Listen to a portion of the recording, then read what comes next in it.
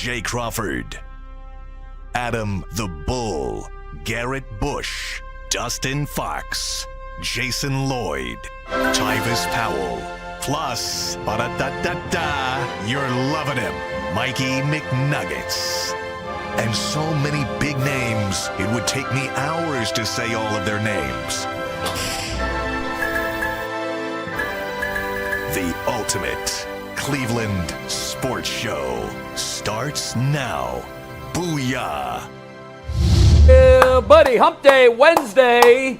Woo! Look at the glare coming from where Bull normally sits. Y'all might this angle. Let me see. This is clean. This right here. this angle like that Tyvis has been getting. Who would have known that it was the best marquee angle? No, it is the best. Like, this angle right here. Is it really? Yeah, and you got a camera in your face, dude. They can see the side profile. I don't know which camera to look at. So you name the fits. We know that. I see lace. It did look like some sort of jeans with lace. Yeah, this lace. This is and the white fleece. Yeah, it is clean. But what is the name of this? Heavenly Bodies. Heavenly Bodies. He's like the Weston. Oh, that is you know so what I'm saying? good. Get that slow creep. I see Dustin. I brought these out. You know what I'm saying? They're a little light. You know what I'm saying? Well, they got beige tip to them, like the lacy little jeans. pastel with the joints. You know what I'm saying? I just seen. You Tyvis. seriously look like you're ready to take the stage for an all-black boy band. And Yeah. just kill it. Just absolutely kill it. Be doing all kind of dances. Now I will say That would be the name of the band too, Heavenly Bodies. Heavenly Bodies. Yeah, you know what I'm saying? I brought that in because, you know what I'm saying, right now I'm in a preacher mode, a la Jameis Winston. I feel like he gave me a sermon and he resurrected and blessed the Kool-Aid Mafia. I told my man, I said, we one win away from resurrecting the Mafia. All we need is one more. I'm surprised we're that far away. I mean, the way he looked and the way they looked. I'm trying to be tempered. Pumping the brakes on the Kool-Aid Mafia. Little something, right? I miss the Kool-Aid Mafia, Yeah. so I do hope they beat the Chargers for many reasons. Yes, but yes. first and foremost, I would love for the Kool-Aid Mafia to be back in the building. Yes. Couple of things. Bull on the DL, man. On the DL. You saw a picture last night. Suffered a horrifying injury yesterday. Only him. Cut his finger. Had to get 2 stitches. I've cut my fingers before, but not like as bad as him. I mean, Did you see the actual laceration? I mean, I saw the picture. I didn't see the actual laceration. I mean, was there a better picture? No, I doubt it. But he needed 2 stitches. He sent me a picture before. He said he had a homemade, he bought a whole deli slicer so he could slice his own meats at the crib and just got caught up in the Is that what happened? No, I'm lying. Oh, okay. Listen, is that not a Bull? No, you know That's a believable story. I talked to Bull last night, and he didn't mention that to me. And I would have been really upset if he cut his finger on a deli slicer. It fits. I believed it, G. You had me going. Right. He literally, we need to give him a title. He is our chief embellisher. Yes. G is. I mean, you got so many titles to begin with. People's Champ, Kool-Aid Mafia, Duke and Knee Jerk. Duke and Knee Jerk. Now I'm, they call me a clown a lot because of my takes, but I told them it's Big Circus. Big Circus. Big Circus. Okay. You know, And what I'm Chief saying? Embellisher. Yeah, he's the chief. He's the CEO, Chief Embellishment Officer. Yeah, man. Hey, before we dive in, we've got a full show, so I'll do this quickly. I want to take just a second to thank you at home or at work for being such a loyal audience. Guys, this month we will surpass 1.5 million views for the first time in show's history. 1.5 million views. In a month? In 1 month. That's wild. And that number just keeps getting bigger. We just keep breaking record after record after record. This month has also been a record-setting month, probably with the exception of our first one, I would guess, because initially we had a surge of memberships. Mm-hmm. But our subscribers, our paid subscribers, we also set an in-show record for the most subscribers in a month. Now, that number, what does that sit at? Not the paid, but the actual subscribers. Where are we at? 47,000? 47 and change. We'd love to get to 50,000 by the end of the year. So. I think that's a great goal. Yeah, tell your friends, tell your family if they're not a subscriber to the Ultimate Cleveland Sports Show already. It costs $0, and guess what? 0 cents. You just got to click a button. And what's amazing is, so 47,000 would fill Jacobs Field at 1.5 times. Mm-hmm. I think it would be cool once we get to the number of whatever Cleveland Brown, Huntington Bank Field, their capacity is. It's close to 65,000, whatever that number is. We can get there. It's funny because every time I mention the Ultimate Cleveland Sports Show on Channel 3, I hear from folks, what's that? I was telling them that before the show. There is still a huge percentage of our population that is unaware of this show. So with each month, with each show we do, with each Browns season, with each Guardians playoff run, we build our fan base. We're going to a place where this will be considered the sports must-watch listen of the day in this market if we're not already there. I would tend to think that we probably are, just in terms of the volume that we do. Now, we only do 2 hours a day, aside from the ancillary programming. But we're getting there, and I just wanted to thank you guys at home for being so loyal, because our viewers are loyal, and we can't thank you enough. So thank you for the one. Well, if we were McDonald's, we would put on our sign 1.5 million served monthly. That's wild. Pretty crazy. I'm loving it. That's wild. I like what you did there. I like what you and we should also say we promise to never give you E. coli. That will never happen. Watching the Ultimate Cleveland Sports Show. We can probably scratch McDonald's off our list of potential sponsors. Ancha said he can't even spell E. coli, so he promises he can't deliver that. What can he spell about it? Fair. Last thing, too, the best thing for business for us is when the Browns win. Yeah. And we can see, right, based off the numbers, people can say we love to stir up drama. Nothing does better for us than wins. And we unfortunately can't control what happens on the field for the Browns or the Cavs or the Guardians or any team for that matter. No one likes to celebrate a Browns victory more than G. Bush and the Kool-Aid Mafia. So let's keep the train rolling.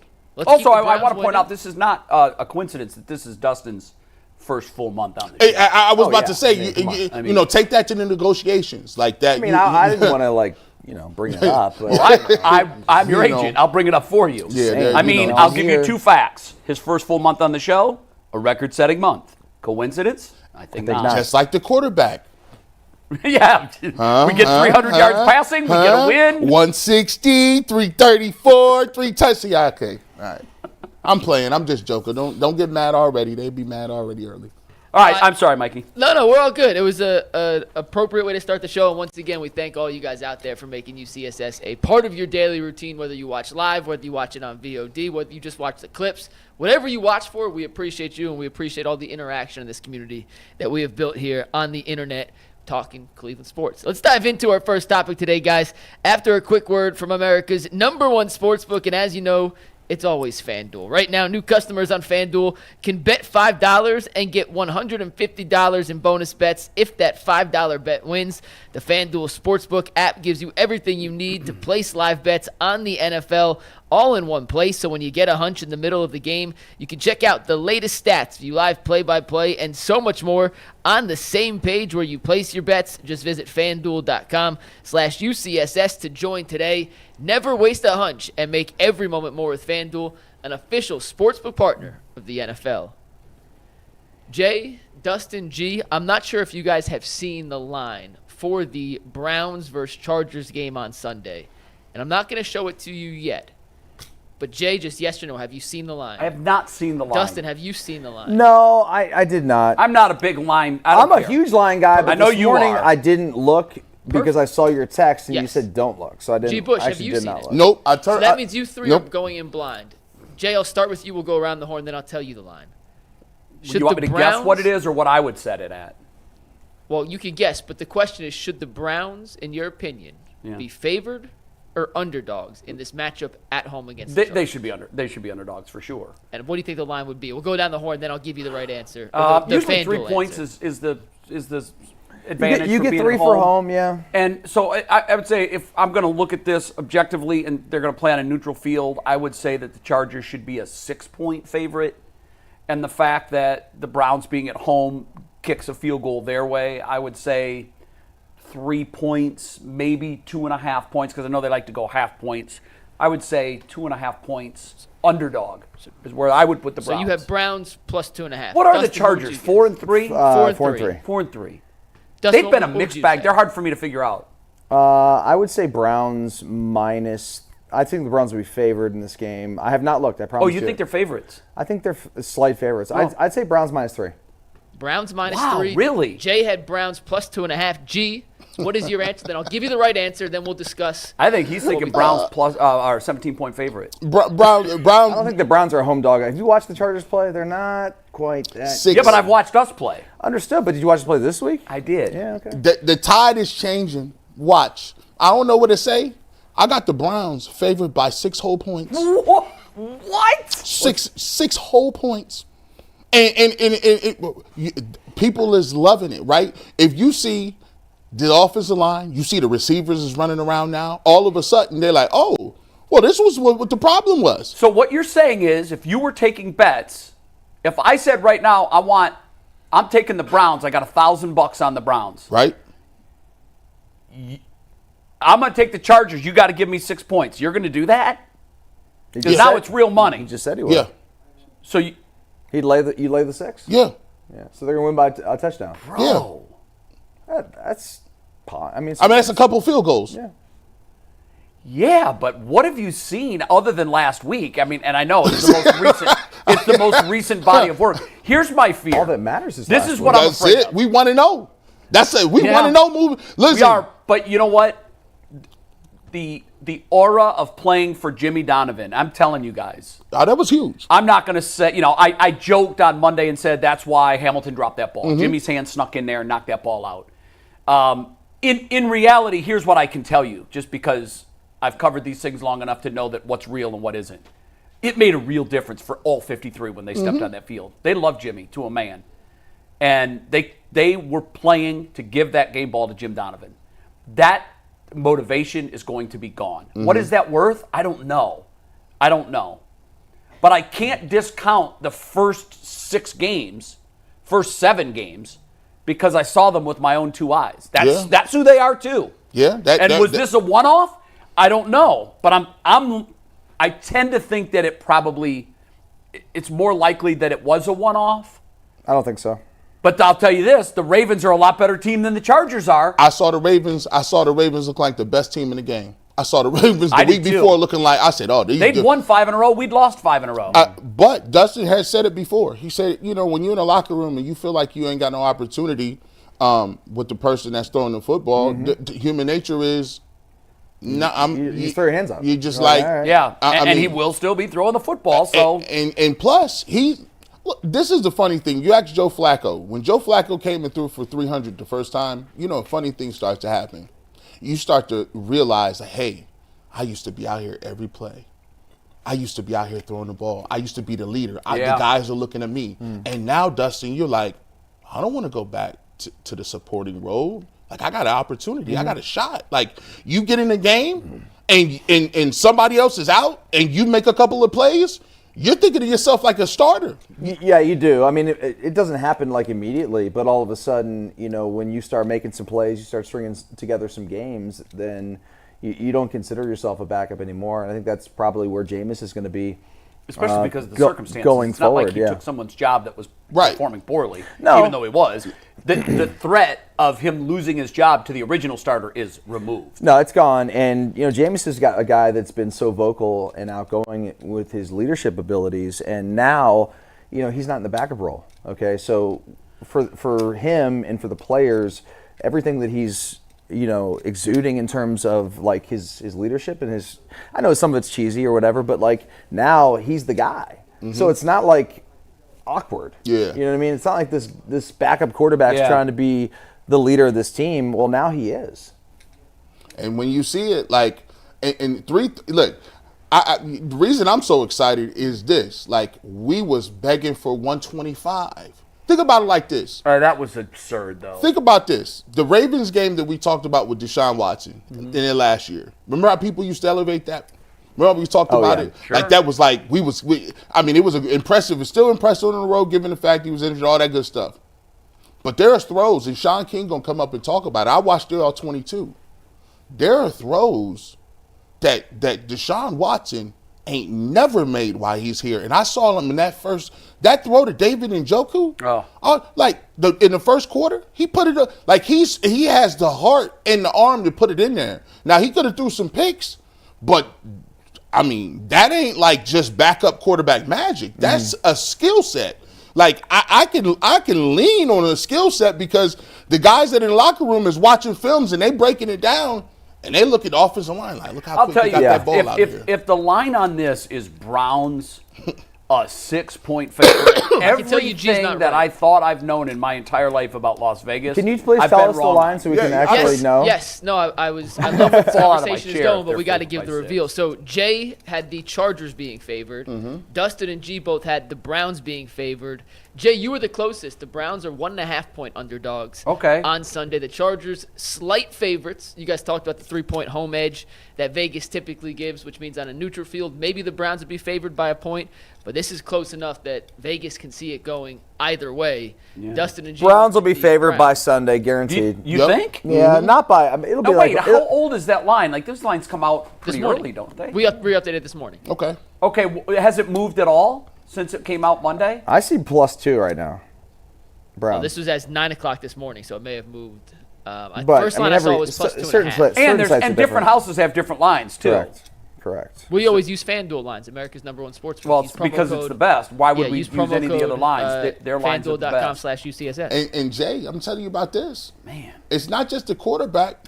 I thought Nick Chubb looked progressively a lot better last week. I see some bursts. I think he took Cedric a little Tillman. bit. I had to get my credit. I picked him up on my fantasy team. Cedric Tillman. I mean, when he caught that slant, I said, when did Cedric Tillman get a gear like that? Yeah. But then I had to go back and look and say, oh, he didn't break stride. The ball was just there. All he had to do was come out of his break, turn his head, got his hand around, and now you can run after catch. And that's the difference between no yak and a touchdown in some instances. Yes, it is. When you catch that receiver on a full go on a slant and he's already got a full head of steam, if the first guy closest to him misses, he might go. Oh, yeah. And you give guys an opportunity. Like, it's funny how, life comes at you fast. Like, it's funny how you can go from 1-6 and talking about quarterbacks and top 5 picks and top 3 picks to you see and you look around, you're like, all of a sudden, offensive line, I watched them. I thought they played old school Brown. They looked. I did too. I thought this was last year's line. This was it. I mean, can I ask you guys a question? Dustin, you can answer first, then G. I really want your answer on this. We already think it was wholly egregious that the Browns organization, I'm not going to say it was Stefanski or Haslam, it was the Browns organization. The face that they were putting forward to the fans was 4 gives us the best chance to win. Mm-hmm. We all knew otherwise. So that decision and sticking to it was egregious. And then they lost again. We're sticking to it. They lost again. 4's our guy. He gives us the best chance. That was the line. He gives us the best chance to win. It was never the best chance to win. It was, let's find out if this contract's going to be worth it. Well, behind the scenes, of course, that's what it was. Yeah. But to us, they were lying to us. Yeah, but we knew it, though. We knew it. But you know how angry you get when you know you're being lied to? Because now you're not just being lied to. Your intelligence are being insulted. You're being we gaslit. Think you're dumb enough that you're going to believe this. Yeah. So here's my question. Does it become even more egregious with each win that the Browns stack up?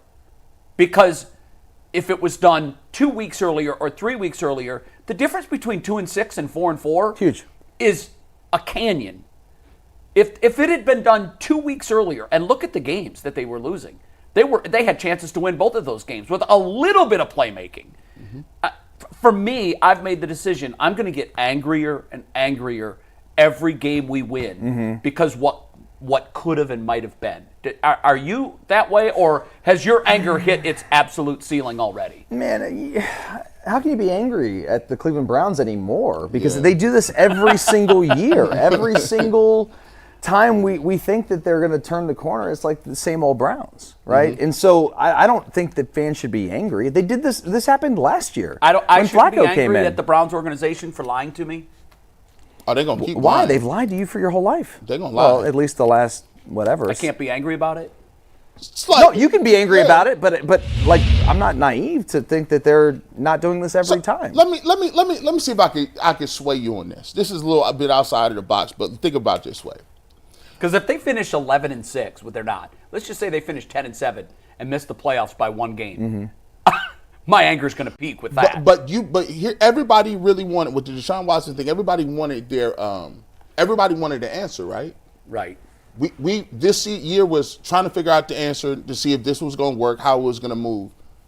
And because you didn't necessarily have to go and make the decision, okay, this is completely horrible, Deshaun's not playing well, let's go another direction. Because it happened by injury, it pretty much let everybody off the hook. Because now you look at it and say, well, look, he got injured. You know how injuries work in this league. We don't know when he's going to come back. We'll figure that out in the offseason. It bailed him out. It bailed them completely out. Now Stefanski don't have to answer none of them questions. You don't even have to get to whose idea was it, who did it, who done it. Now you can all you have to do is concentrate on, well, hey, they got another guy in there. He's playing pretty well. And Deshaun's probably not going to come back to the middle of next year, and who knows if this guy continues to play, that's not even a conversation. Like, you know what I mean? It kind of gave you what you needed to see without actually having to go down the route. I wonder if that's the difference between 59-year-old bitter old man, because that's what they've made me. And I'm not that way in real life, but I am that way with my Browns fandom. I'm negative. I'm so negative about the Browns my fandom. And I feel like I wonder if that's the difference of just maybe 20 years more experience than both of you guys have. And are you going to be in that place if you have 20 more seasons to endure this nonsense? Will you ultimately end up in the place that I am? Well, here's the way I think about it. Because I've seen you close to tipping a few times. Yes. I try to be a statistically driven person, and when it comes to certain things, I ask myself, how bad can you continue to screw it up? Like, even bad organizations luck across a franchise, like the Bengals, right? Sure. You got Joe Burrow. And they had the pick at the right time. Right, and they lucked up. And we never did. Some people luck into a coach, some people luck into a GM, some people luck into a quarterback. Now, statistics would show that if we've never seen a championship, and I'm already in my 40s, and you are older than me, year after year, something tells me that at least they can luck up into something. That's exactly where I used to be. I used to say, okay, so there's 32 teams. So if everything was equal, every 32 years, each team would win. And here's the other thing that drives me nuts. There's only 16 teams in our way. 15 teams are in our way to get to a Super Bowl. 15. For a period of time, there were only 13 that were in our way. We've never even done the luck into it on every 13th or 15th year. And here's what makes it worse for me. The team I hate the most, with the exception of the Yankees, in all of sports, wins more than one every decade. Wins one. More than one every decade. So I have to watch. It's a juxtaposition. On one hand, you have not just a model franchise for 10 years or 12 years. The Patriots were a model franchise for 15 years because they had Tom Brady. The Steelers, even though they don't have recent playoff success, point to their bad year. They don't have them. This year they were picked last by more people than I. Not by me. No, I know. I never kick dirt on these guys. Bull's been trying to kick dirt on them for 3 years. I do it at your own peril. One of these years, maybe you'd be right, but yeah, that's odds what he are said. you're not going to be right. What's amazing? They're 6-2. They're first place, second best record in the AFC. They've done it with 2 quarterbacks. Yeah, and Russell And looks, to be perfectly honest, like MVP neither Russell one of them again. look like a world beater. and so So that's what also drives my anger. It's not just the absolute inability of my team to luck into one every 13 or 15 years. It's juxtaposed with the fact that the team I most hate, our hated rival, wins it all the time. Listen, this league is designed for parity. Yes. Yeah. I mean, if you look at it, like the league's designed for everyone to pretty much. But we defy it on the bad side, and the Steelers defy it on the good side. I mean, you could be 8-8 just by showing up. Every team should be around 500, but like there's little things about, what makes the difference between getting from 8 to 12 or 8 to 11. Right? Is it culture? Yeah, it's culture. It's getting players. It's drafting right. Because the thing about the NFL that's great is that when you're bad, you get a better pick. Yeah. And the Browns have had unless you trade them away. Great picks for so many years, first-round picks I'm talking about, number 1 overall picks, and they've gotten them wrong. Yeah. And when you get them wrong, it's almost like unbelievable how they could screw this up that many times when the league's trying everything to make you be better. What's worse, not having a first-round draft pick like the Browns haven't for the last 3 years, or misusing it? Honestly, misusing it probably is worse. I think so too. Because not having them means you use them to try and get something to make you better, which also didn't work. Here's what I like to do. I like to try to find opportunities where a lot of people don't find those opportunities, right? And I go back and look at it, right? So the Browns have missed on a quarterback when they drafted first overall, right? They missed on a quarterback when they went and traded a bunch of money for another guy. They missed on that. I'm looking at the way the league is shaping and the way people are being successful. I look at the 6-2 Steelers and say, well, listen, they did it. People laughed. They went and got Wilson and Justin Fields. Sam Darnold's playing well. Somebody found Brock Purdy in the 6th round. So if those guys are out there for bargains, you just have to find them. They're there, and if you got a guy, if you're solid in who you feel you are as a coach and a staff, and you got a guy in Jameis Winston who's sitting there. I always tell people, learn from what happened last year. This year we clamored for Joe Flacco because we saw what he could actually do. Now Joe Flacco is another place, and they talking about Anthony Richardson got to sit down. They just drafted him. He's been benched. Last year, first round. Flacco has been named the starter. So learn from your mistakes. Learn and say, we had him here. He has something to offer. He's better than a lot of these other guys. I'm hearing whispers that they might be looking at Anthony Richardson. Who, the Browns? Yeah. I kind of like Richardson. I'm not going to lie. Listen, hey, if they get him, He's a good player. If they can get him for a lower round pick, sometimes I'm just saying, if you got a guy in Jameis Winston who's 30 years old and he has an arm, he has a track record of success in this league. If you can get him to play in a way where he minimizes some of the interceptions, I think that you got a top 10 to 12 type guy. Is it possible? They'll be anxious to get rid of him, too. Is it possible, guys, that the Jameis Winston, and this is so early and probably like not even worthy of a conversation. I know what you're going to ask. Yeah. The question is very possible. Is it possible that Jameis Winston could be what Geno Smith is? Why not? We had this conversation yesterday. I mean, I missed it. Sorry, Shaun King last week told us, look, you guys better be careful and don't put a ceiling on this guy. He knows Jameis well. Obviously, followed him closely at Tampa, but he knows him personally, has a relationship with him. And he said he thinks that Jameis was humbled when he was throwing for all those yards and touchdowns, but also interceptions in Tampa. He was replaced. And the guy that, now granted, it was Tom Brady, but the guy they brought in, one thing, you're out, you're in. They won a Super Bowl in the first year. That's very humbling. That's like if you leave your afternoon show and suddenly the ratings are higher. You'll be like, what the hell happened? Damn. Was it me? You're only human. Yeah, you're like, what's the variable here? It was me. What's the variable? Right? And for him, it was very clear cut. Now, granted, they brought in the GOAT. Yeah. But then he went to New Orleans, and I think he did sort of a career introspection. Yeah. And he, by the way, did you guys see the social media post of him going back to his childhood home? No, I didn't see that.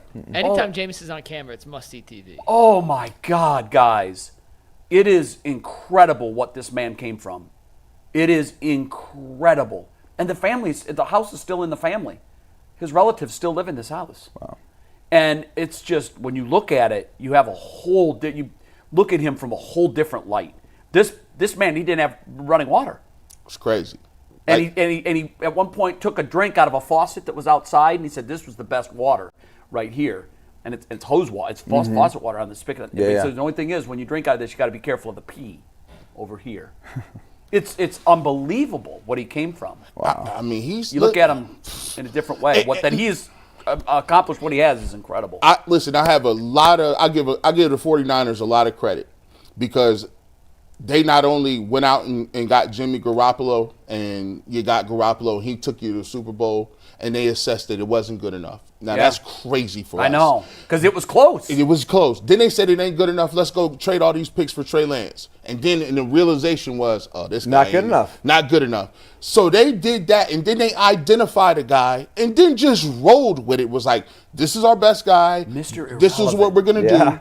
And I'll give them credit for it because guess what? When you can do that, you sustain your window. They've been good for how long with 3 different quarterbacks? That's a story Hollywood can't even think you of. also earn the respect of the locker room from like a front office standpoint and coach's standpoint.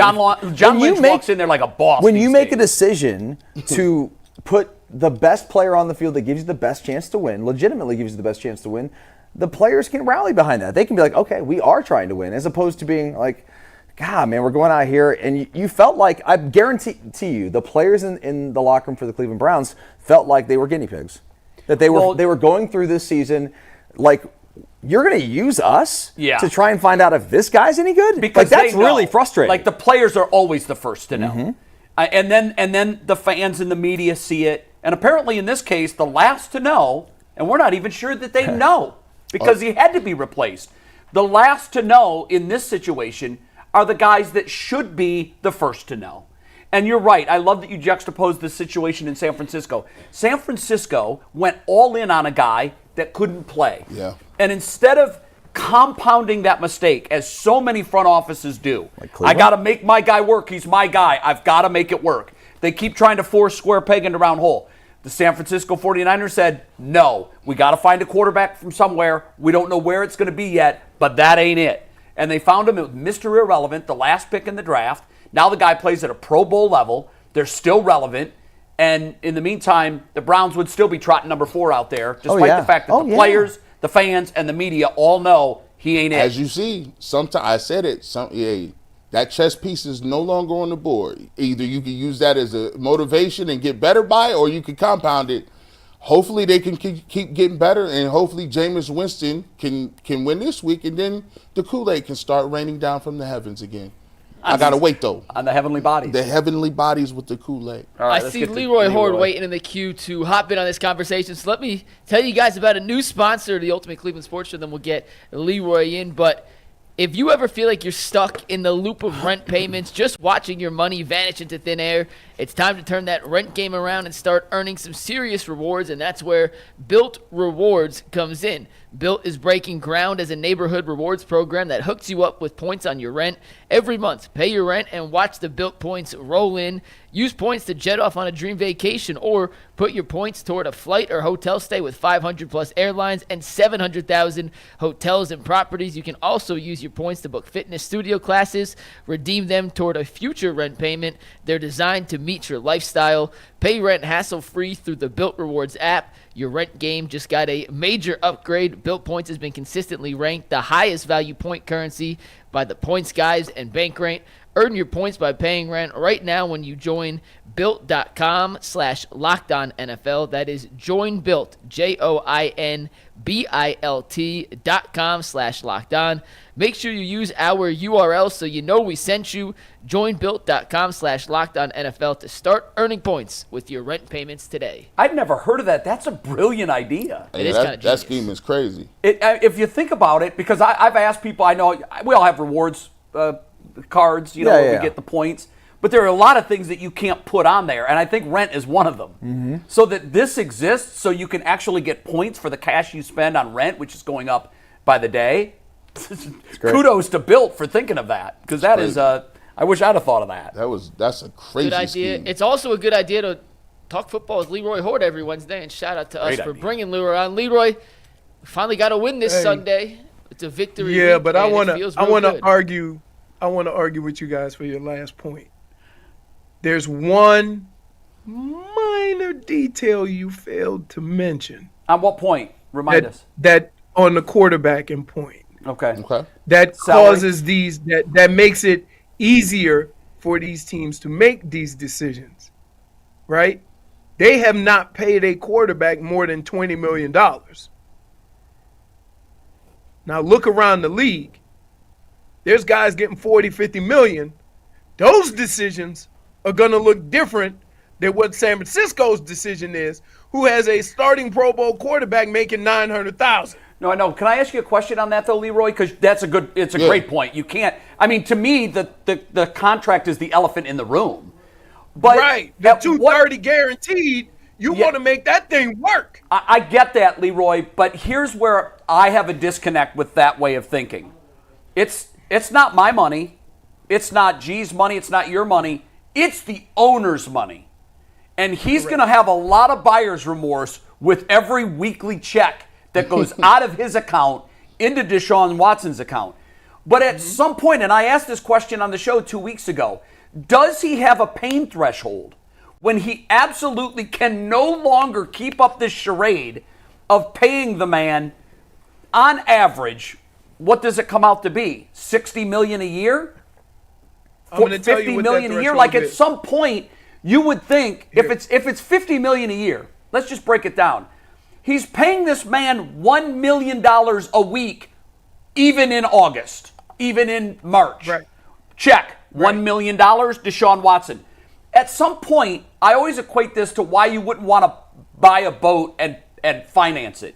Because in February, that check's going to be hard to write. Yeah. Because you're not getting When anything you out can't of be it. on that boat. So, Right. Leroy, I'm So- wondering, at some point, didn't you think that there was going to be a pain threshold that was exceeded when he was writing that $1 million a week check, and he was finally going to say, you know what, this is madness. He's not going to be that guy. I got to swallow this and save the fans from any more heartbreak.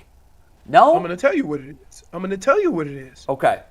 It's like last week when I mentioned Deshaun Watson has open guys down the field. Mm-hmm.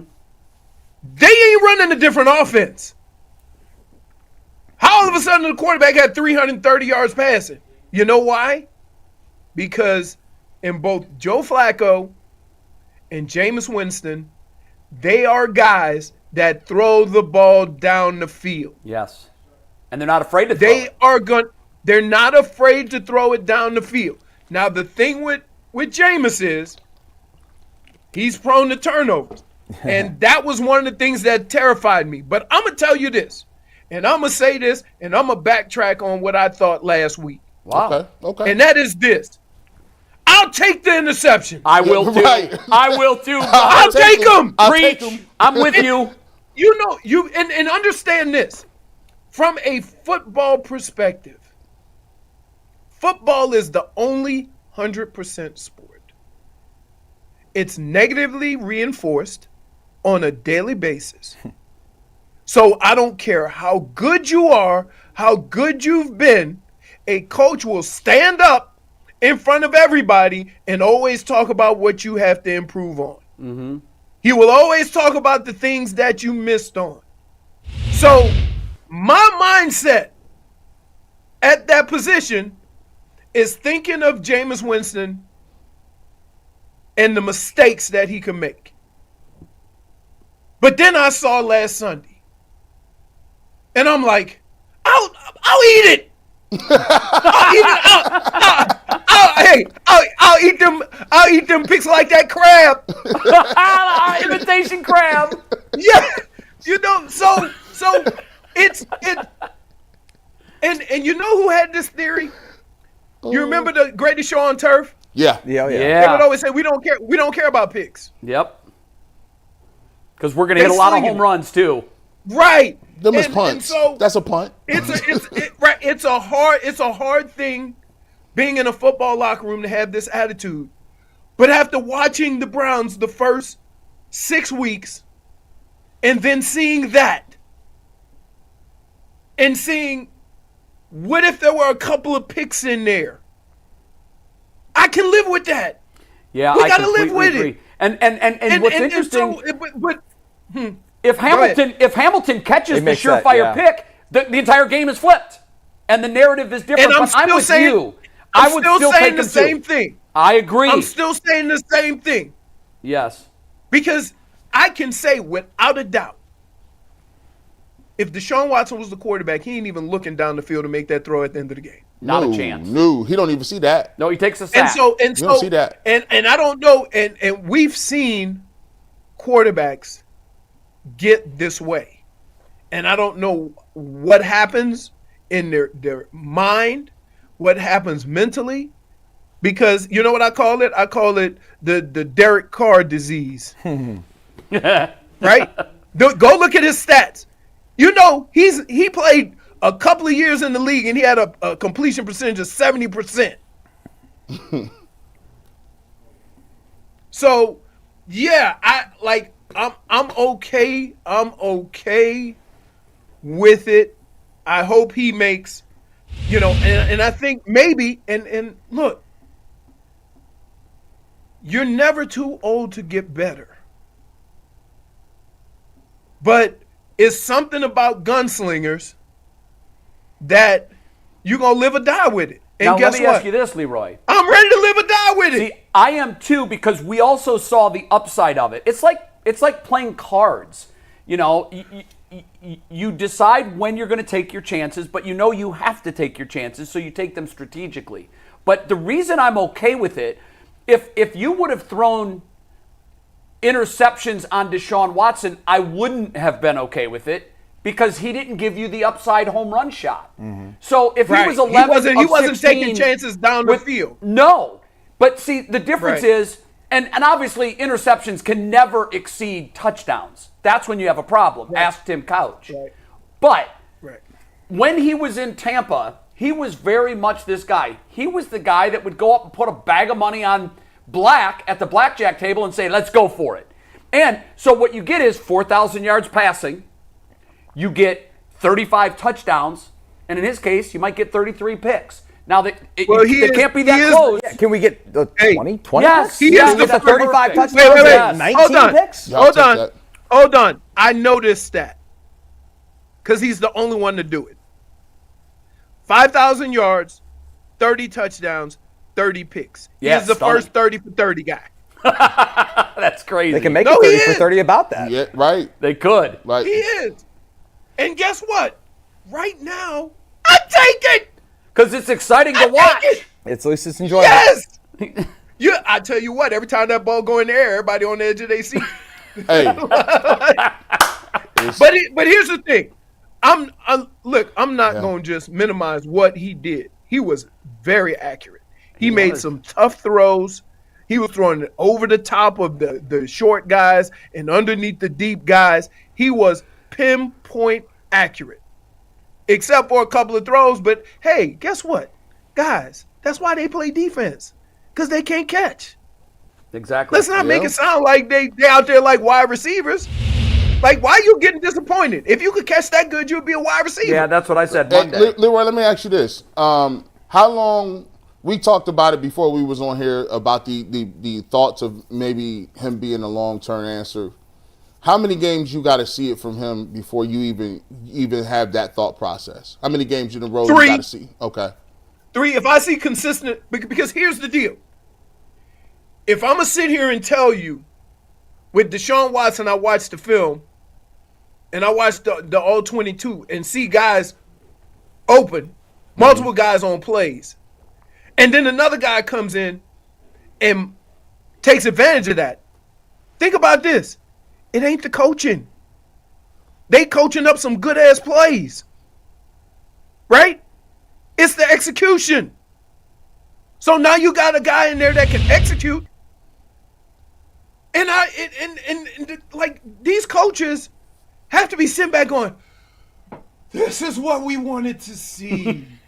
Right? Yeah, just like we were. Like, you know, and think about this.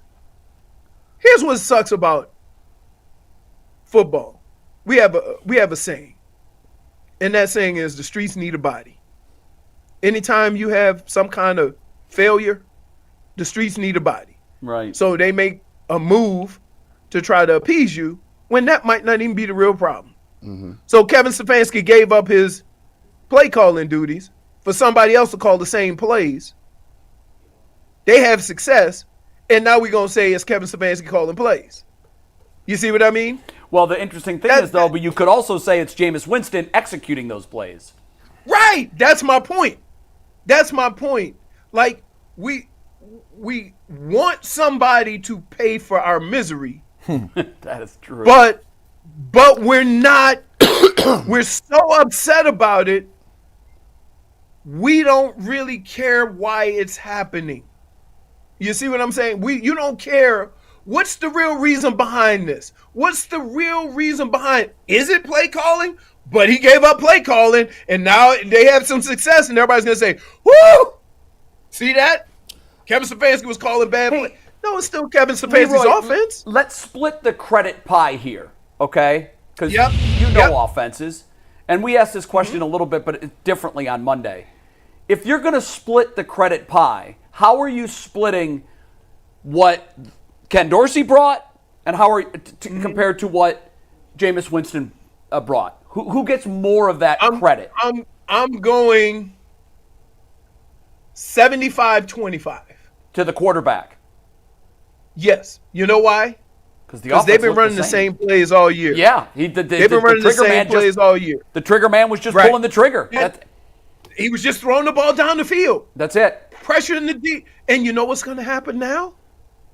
Now Chubb is going to be able to eat. Yeah, because the defense is going to have to Because now they're going to say, back end. Oh, right. So now I put 3 wides out there, right? When Shaun was the quarterback, they'll say, 3 wides, we can still stay in our base defense. He ain't throwing it deep. And we can load up the line of scrimmage. And that's what they did. But now I go 3 wides with gunslinging Jameis, right? And now Chubb is going to get a little more room because they might have to go to nickel. They might have to go to dime. So, there's a lot of layers to this, but more importantly, none of this happens. None of this without Jameis. None of it. You can put whatever twist you want. There's guys that had big games, but they've been running them same damn routes all year. Yeah, I might even go more than 75-25. You could. I'll go 25 because here's why I go 25%. Okay. Because I've played in games where we were having success and the coach was on it. That means every adjustment, every alternate play, every combination play, it seemed to work. So that means the coach was on it too. So I'm not just going to dismiss that the play calling didn't play a good role because, look, defenses aren't stupid. When you have success on a certain play or a certain route, then next time you line up in that formation, they going to try to defend that route because they don't defend plays. They defend positioning on the field, right? Now, as an offensive coordinator, if you change it up, move the parts around a little bit, either run the same play or run something different than that, I like to call that the old Eli Apple move, right? you run 3 slants on Eli Apple, the slant and goes coming, buddy. Right? Yeah, no, there's no secret. That we all know that throughout the league. So, it seemed like the offense from the play calling to the execution was spot on. Being that the coaches were making good adjustments, the players were executing, the ball was being pushed down the field, and like I said, there is no other quarterback because of the way they've been playing or the way I've seen them play this year. At the end of that game, there's no other quarterback on that roster that's even looking down the field like that. Yeah, we talked about that. I thought his brightest moment, Dorsey's, was calling the deep ball right after he threw the ball right at Hamilton. I'm not sure Kevin Stefanski would have dialed that up, and we still don't have clarity as to whether or not that was his first read or his second read on that particular play. I mean, if he wide open, it's your first read. The one point that I would make here, too, just to add to what you guys have said about Jameis, and he's made such an impact, is that I think his ability to stay in the pocket and play the quarterback position from the pocket, as opposed to being so happy and and I hate to denigrate Shaun, but Shaun saw ghosts every time he's out there, and we all wanted to blame the O-line, not enough protect. Well, what happened in a week? Yeah. Exactly. All of a sudden, he had – I saw a stat from our buddy TA, who's an analytics guy, talk about the amount of time Jameis had in this game was in the top echelon of the league this Sunday. Dustin, I don't mean to – Yeah, go ahead.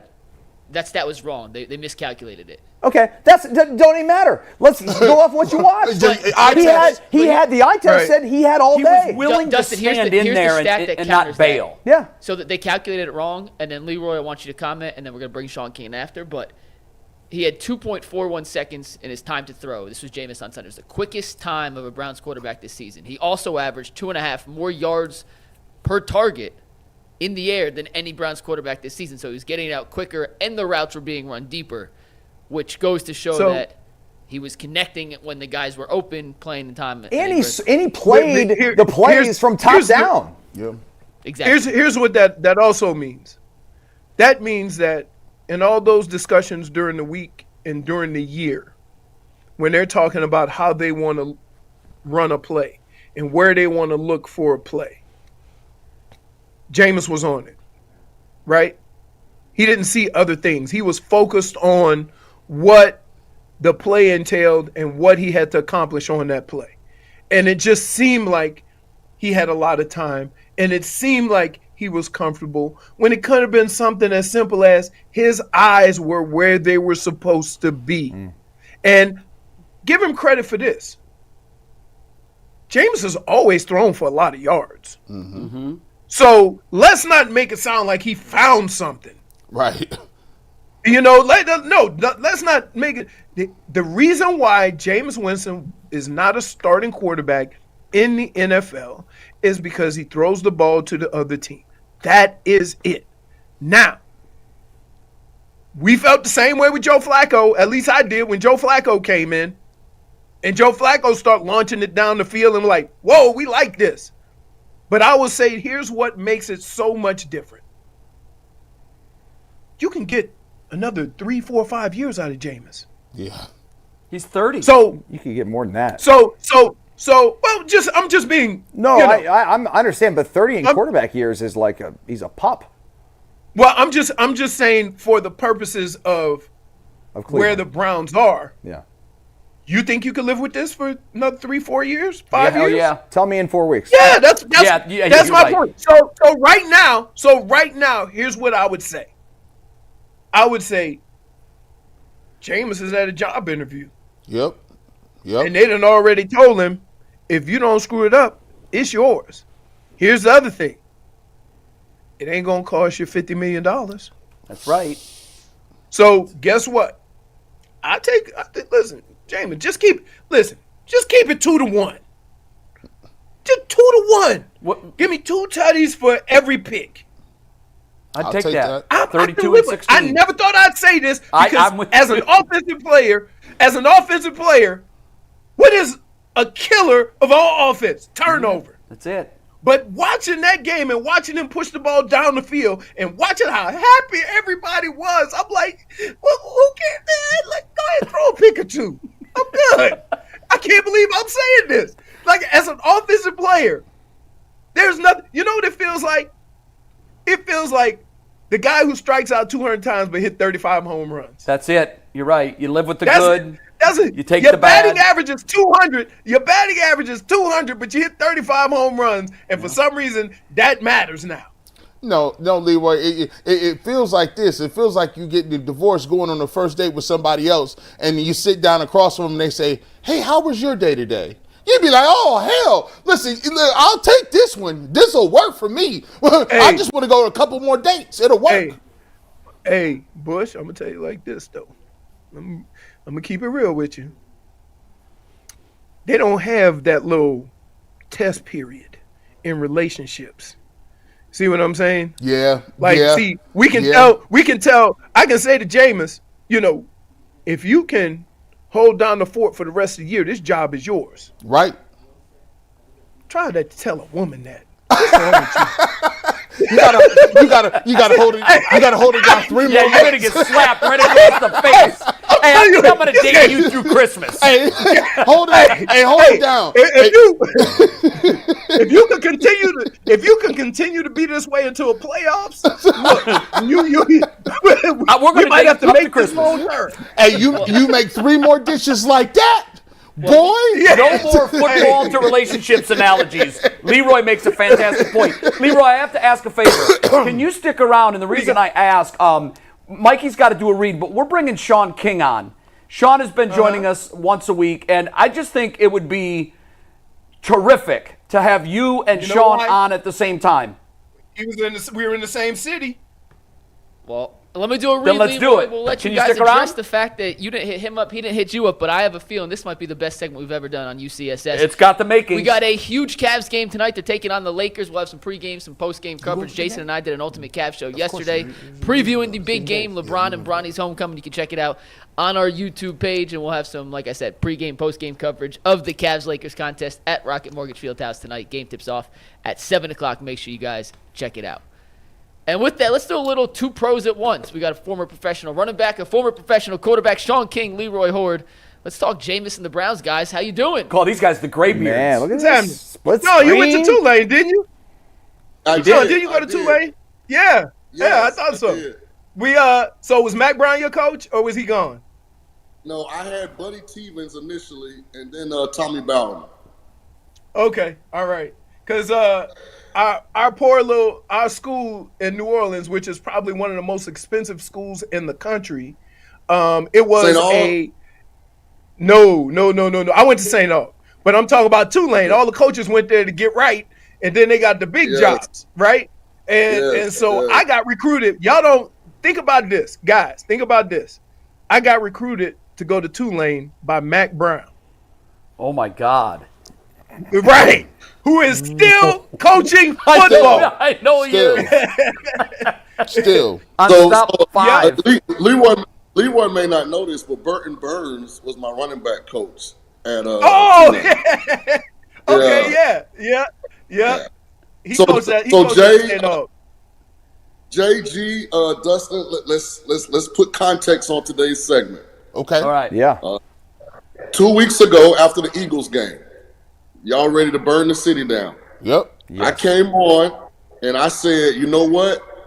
They're close. The O-line did a better job run blocking this game. They were better you did. overall in pass protection. Fast forward to the Bengals game. Everybody was ready to just lose every game remaining in the season.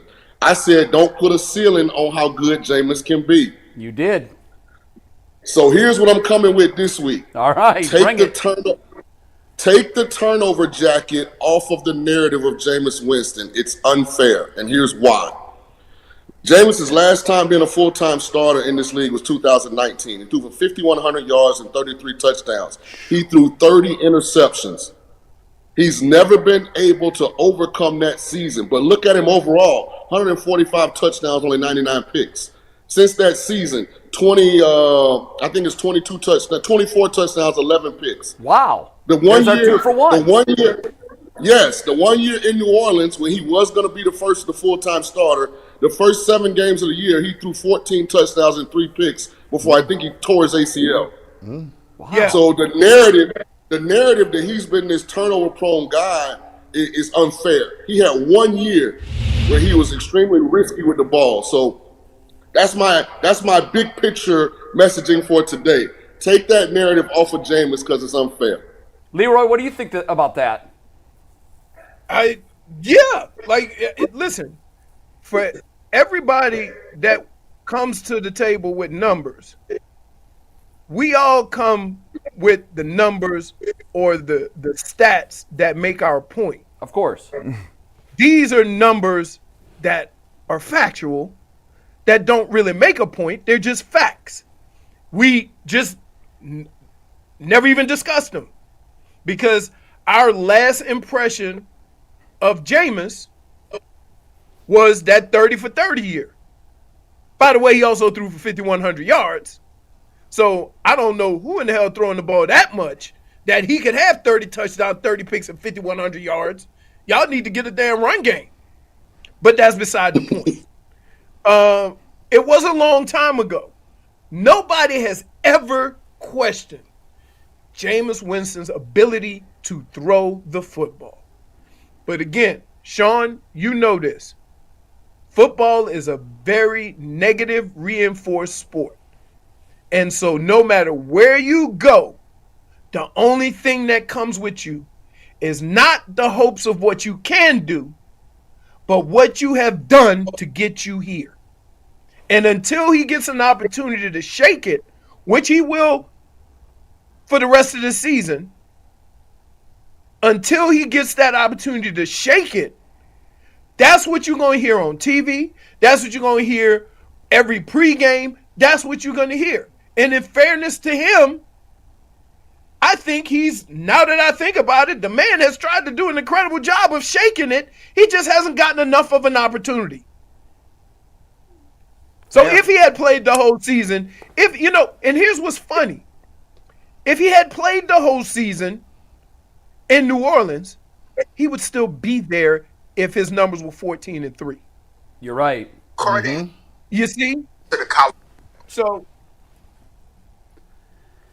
yeah, I think you're right. The injury obviously derailed what was looking like to be perhaps his best season yet as a pro. Shaun, take us into the mind of a quarterback.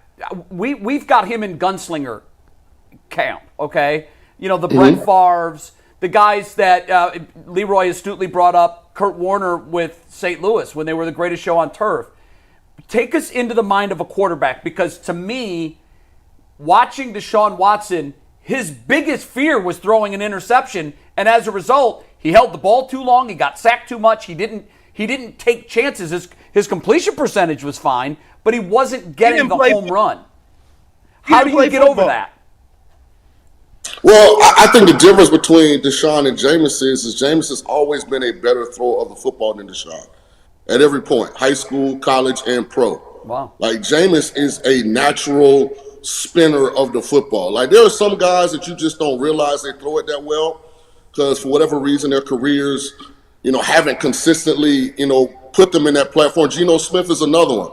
If you went to a local park and saw Geno Smith and Jameis Winston just throw the football in shorts, you'd be like, holy Jesus.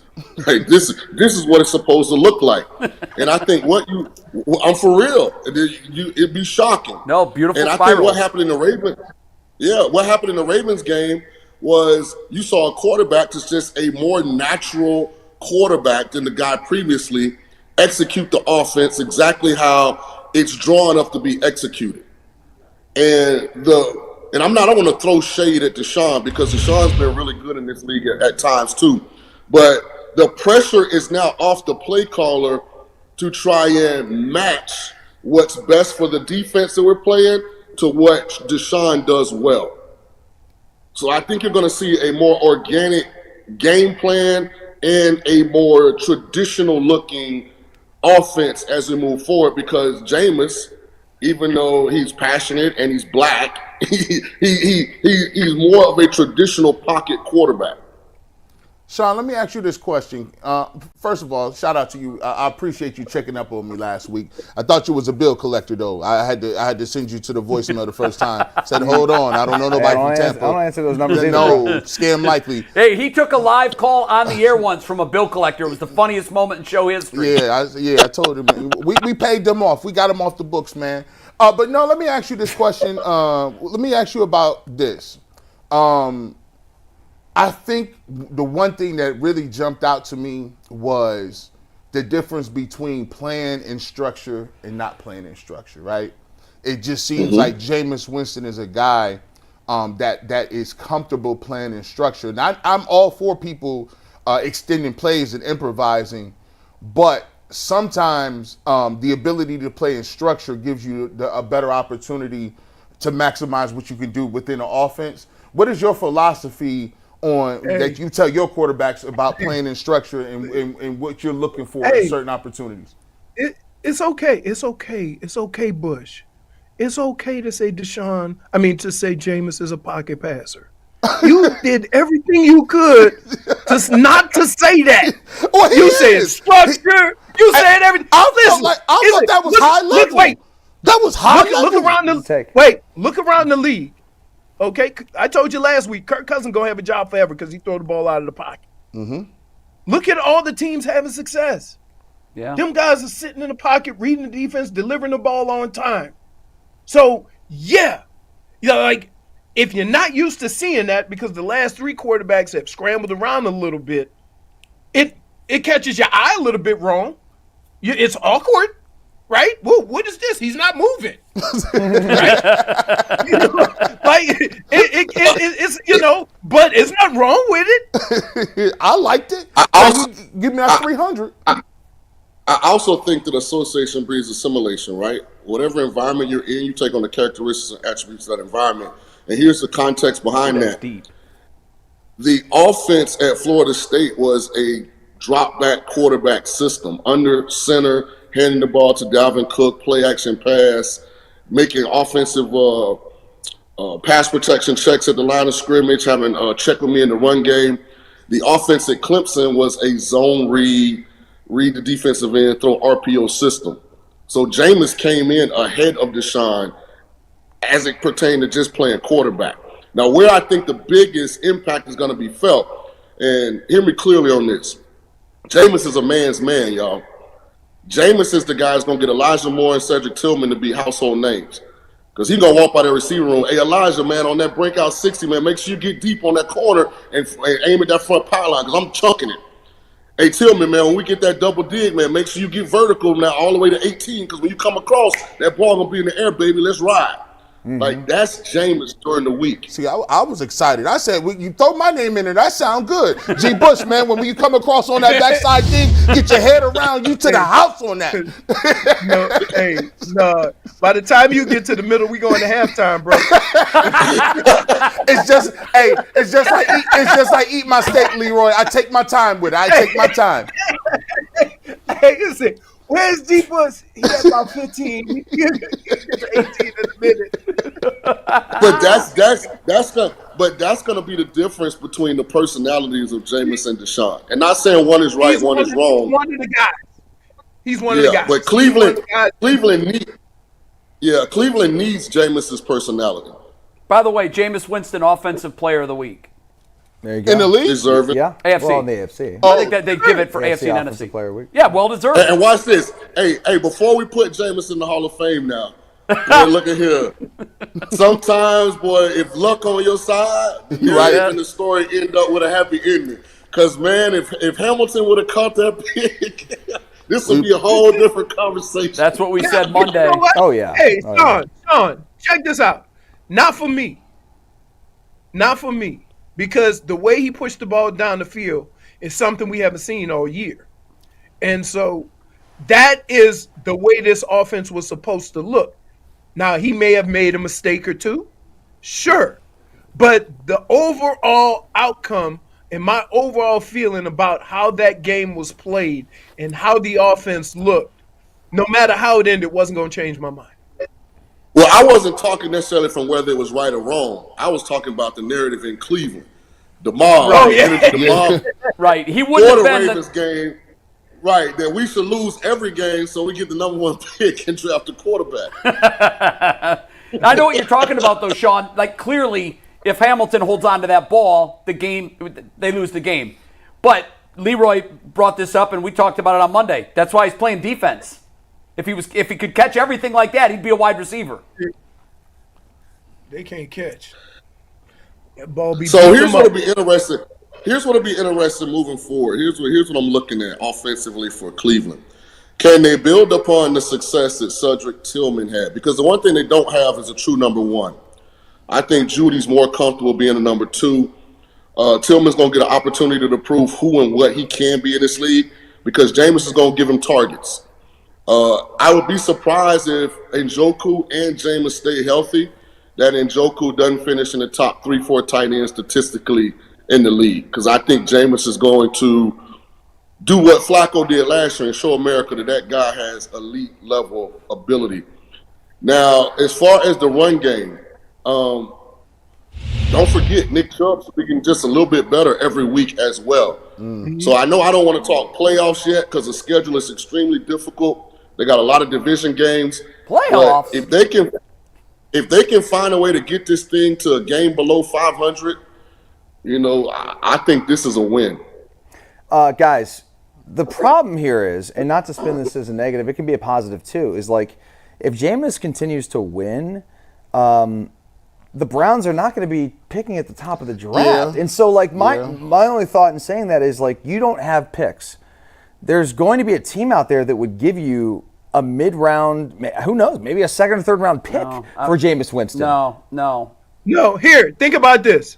If the hardest position in football to fill is a quarterback, and you have a guy that you feel can be your quarterback for the next 3 or 4 years, why on earth would you jeopardize that just because of draft position? Leroy, in hopes that a guy. Let me just preface what I asked by saying I would personally not make that move, and I would consider looking at Jameis as a possible, like you said, 3-4 year answer for the Browns. Right. I don't know that they would though.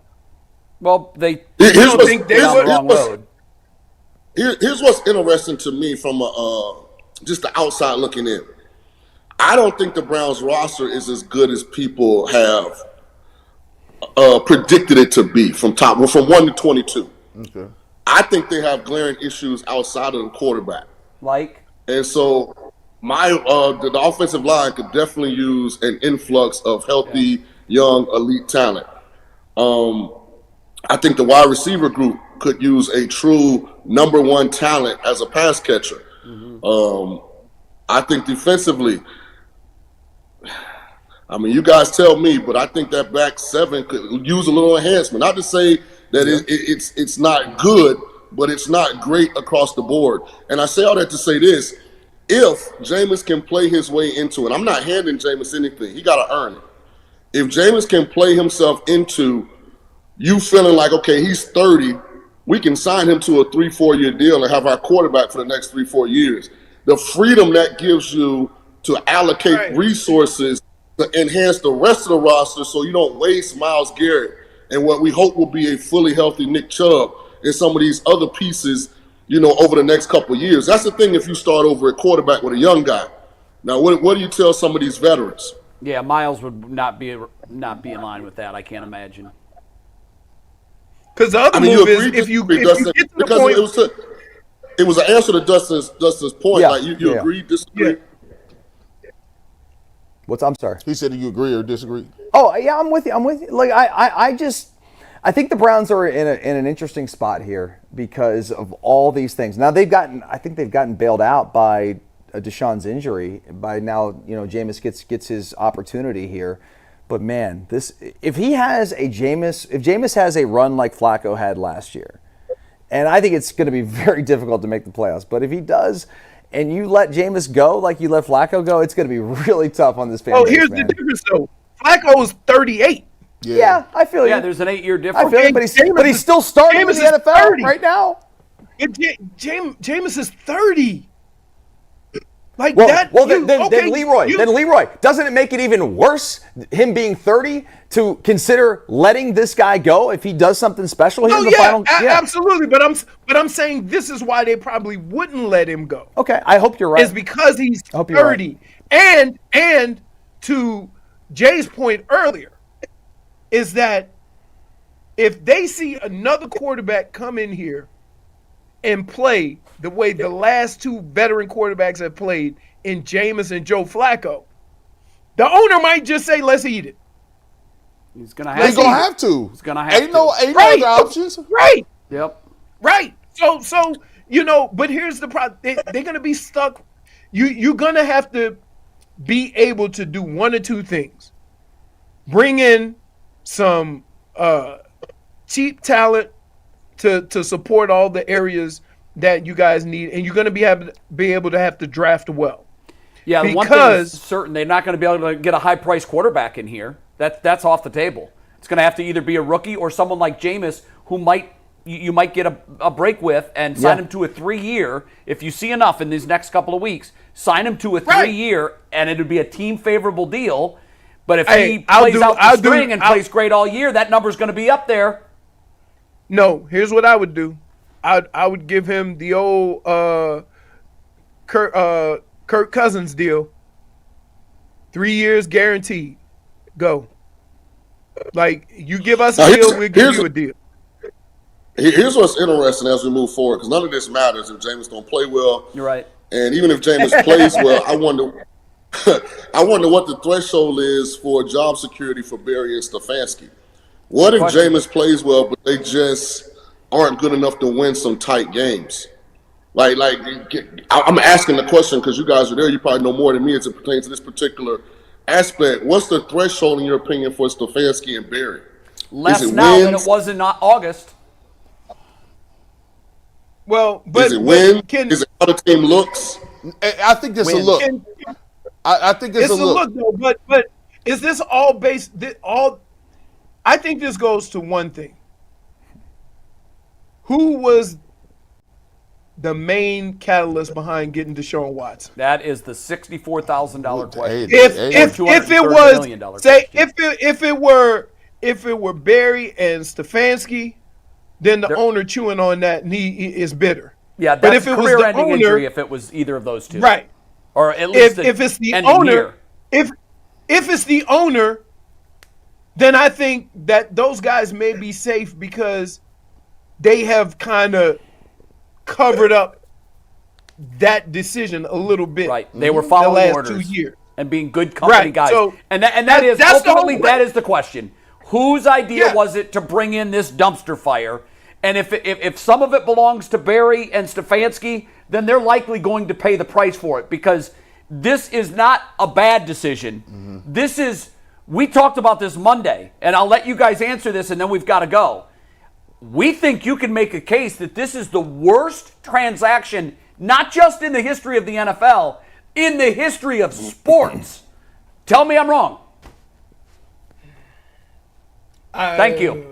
Thank you. I mean, I'd have to say drafting Sam Bowie over Michael Jordan is up there. So that's kind of wild. After that, Yeah, but again, might be on the All right, it's to be considered. Sean, the only time that happened, the only reason why that happened is because back then the NBA was all centered around bigs. And who knew he Not was going to wings. break his leg like he did? Well, in what about Kwame Brown? Not as bad as this. In Deshaun's defense, and I'm not being an apologist. You know the most disappointing thing, if this is the end of this experiment, you never even got a full season to see. That's right, but what truly could happen. No, that's the most disappointing part, is that you never. Do we even need got a full like season? Full catalog. I mean, we have a full season spread over 3 years. I just kept waiting to see it. Where is it? We saw it in a burst at the second half of the Ravens game once, but like that can't be all. The thing that stood out to me was Shaun said, and he was unequivocal about what he said. Everybody, he said, Deshaun Watson or Jameis Winston is a better thrower of the football than Deshaun Watson. And that is, I mean, the guy you said At every level. 3 years. Yeah. There's never been one game in 3 years that we've been as excited as we are right now. right. You're right. Jameis comes in one game. One game. Deshaun couldn't do in 3 years, and he makes 250th of what Deshaun Watson is going to walk out of here with. Hey, Jay, last thing I got. Last thing I got, because I know we got to leave. It's a lot of quarterbacks and quarterback coaches that watch this show because they hit me up in the DMs. The quarterback-specific learning tool from this is, because Jameis was such a great follower, he now is prepared for his opportunity to lead. Wow, that's So a you great guys out point. there that are backing up, that got the bad body language, all in your feelings, chirping on the other side of the locker room, Jameis is the consummate professional. He showed you how to be a backup to the starter, and now he's going to show you how to lead a team as the starter. Man, that is such a astute point, because you couldn't have asked for a better disciple. Jameis Winston stood up in front of the media before the season started and spoke of this man as if he walks on water on a football field. And you're right, because all the other 52 guys saw that, they're probably more likely to say, "Which hill are you taking? I'm going to follow you." Yeah. That's a great point. Well, listen, I tell you what, he ain't never had a problem controlling the room. No, that's a Never. fact. That is a fact. Never. We may laugh at some of the things that he says, but them guys in that locker room with him ain't laughing. My favorite thing he's ever said was, "I'm praying on Deshaun's legs. I prayed on that man's legs." Hey, I was dead. Hey, He really means that. I know he mean it. does. That's the thing. Yeah, I He's know he being does. sincere, He just even seems like though, a sweet guy, you know? even though Yeah. we look at him a certain way, that what comes out of that man's mouth, he's being sincere. Guys, it didn't disappoint. You guys are both awesome. Excellent having you on together. checks in the mail. We'll see you next week, guys. Bravo, well done. See you next week. All right, Shaun. All right. Thanks, guys. And They're if you awesome. want more from Shaun King, we're doing a little film breakdown this afternoon with Shaun on Jameis Winston's game against Who'd they play last week? The Ravens. I keep thinking it was the Bengals last week. That was 2 weeks ago. Against the Ravens. That'll be on our WKYC show Friday, and we'll have some clips on social media as well. Can I ask you a question quickly? I brought it up earlier. It's worth the minute watch. Can we play and hear the post where Jameis Winston went back to his childhood home? I just think it's great context, and I think our fans. I will send it to you. Yeah. I think our fans will appreciate it as much as I did. It really gives you an understanding of where he comes from. I'll send it to you. Send it to us. We'll do it at the end of the show. Okay, great. At the end of the show. Good tease. We'll do it before Super Chats at the very end. We're going to talk a little Mike Hall Jr. in a sec, but first, if you want to make tackles like Mike Hall Jr., you want to bet on tackles like Mike Hall Jr., you better be doing it with FanDuel, America's #1 sportsbook. Right now, new customers can bet $5, get $150 in bonus bets if that $5 bet wins. The FanDuel Sportsbook app gives you everything you need to place live bets on the NFL all in one place. So when you get a hunch in the middle of the game, you can check out the latest stats, view live play-by-play, and so much more on the same page where you place your bets. Just visit FanDuel.com/UCSS to join today. Never waste a hunch. Make every moment more with FanDuel, an official sportsbook partner of the NFL. So his stat line looked relatively pedestrian. See if you want to take it full. Mike Hall had 1 tackle, 1 quarterback hit against the Baltimore Ravens and Lamar Jackson on Sunday, but when you go back and watch the tape, mainly the all-22 guys, and G, I'll start with you here. Mike Hall Jr. jumped off the tape. He was everywhere, making Lamar escape the pocket, run for his life, and I know it's 1 game, and I know it's a very small sample size, but the Browns look like they may have a real player here in Mike Hall Jr. from the interior. It was an impressive performance from the rookie. Yeah, man, it looked like he started to figure it out a little bit. I like his burst. His get-off was great. It shows that athleticism for the defensive tackle position. He's undersized in there. But, yeah, I thought it was his best game. A lot of the stuff he was doing not going to show up on the stat sheet. A lot of stuff he was doing, people might not have been looking. But in a game like that, when you got a Lamar Jackson, you can't be just dependent on Dalvin Tomlinson and Shelby Harris. That's not the type of defensive lineman you want running around after Lamar Jackson. And I thought he did a really nice job in just pushing the pocket, getting upfield, being disruptive. One of the things that they're counting on is the Cleveland Browns need other playmakers. They need other guys besides Myles Garrett to make some plays. They need other guys to jump off the page a little bit. And he's one of the guys that is a dude that's just not in your gap type guy. We got a lot of those dudes that's just in their gap sometimes, and you just hopefully they can hold down the fort and kind of clog up some stuff. And especially with JOK being out. JOK is the other playmaker. I think Grant Delpit is the other playmaker that they got on the 3 levels. They're going to need somebody else, and I thought he played a really nice game. Hopefully he can keep that thing going because they're going to need it. Yeah, nice performance by him. I don't know that would mean he's going to have an amazing season or all of a sudden turn it on. But, yeah. I mean, for somebody who missed a lot of time, it was nice to see him bounce back. Again, like I said, it's 1 game, but I mean he was a fairly high pick for the Browns that they would like to see continue to develop. I feel like they if they got anything out of him this year, they'd be happy.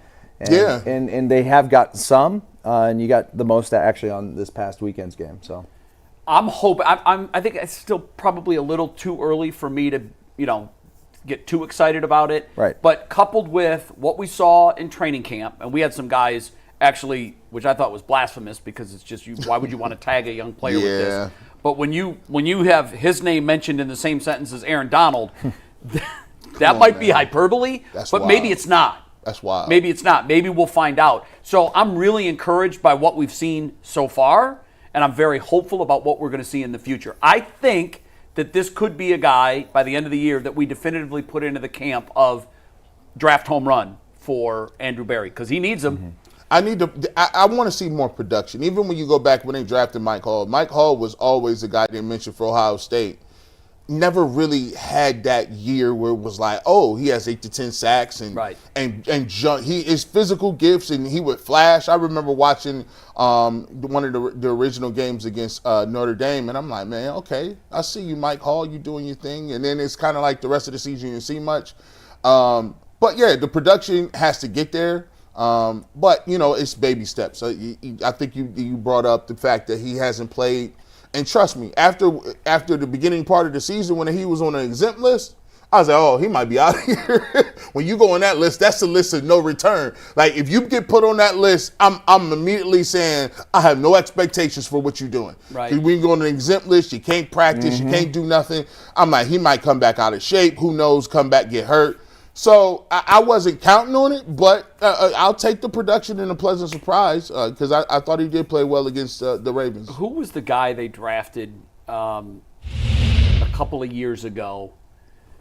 Did the dog? Perrion Winfrey. I was afraid he was going to be Perrion Winfrey Part 2. Yeah. Because he got into the early trouble. Yeah. And much better player though, I think, than Winfrey. Yeah, I think he was. I mean, it looks like it. And to be a second-round pick versus a fourth-round pick it tells you what they think about the guy. Yeah, it does. But and Mike Hall. I'm with you though. I mean, what he did was egregious. Oh yeah, for sure. And that could have been a career-ending if he was an unsigned free agent. He's a punt god. Who was the other? He's a punter. Bye-bye. Who was the other guy they had? It was a couple years before. It went to Michigan State, defensive tackle. Malik McDonald. Oh yeah. The guy was naked? Yeah, it just went. I mean, they got to think about defensive tackle here. Like they went from him, and then they got Perrion Winfrey, and he was losing his mind on camera. And then you had Mike Hall. I said, "Oh, listen, y'all." Yeah. Hey, listen. You can't make it a habit of missing like that. You can't. Here's what you'll say about the Browns front office. Some people, when they talk about character problems, you automatically off the board. I don't think that's a thing here. Like no way. We can take a flyer on this guy. Yeah. It's not a thing. He was walking around naked, like out in public in a parking lot, just doing the most. Like, yeah. I don't know. I think he had literally had some things going on. He had some issues. Clearly some issues. Yeah, so, some medical professionals. Yeah, professional. When you go back and you watch the all 22 footage, specifically from the end zone angle of the Ravens game, G, and Dustin and Jay, if you guys have seen some of these clips, feel free to chime in. There was always one dude in the backfield chasing Lamar, and it took me like 4 or 5 plays to just figure it was Michael Hall Jr. every single time. And even though he had one tackle, one quarterback hit, against a guy like Lamar, like you mentioned, Dalvin Tomlinson and Shelby Harris just frankly don't really have a chance. No, it's like Lamar chasing gets chickens. out. Like, you're not going to catch him. No. But against an Mike Hall- immobile quarterback, he's going to rack numbers. Yeah, like, once again, the stat sheet does not tell the impact he had.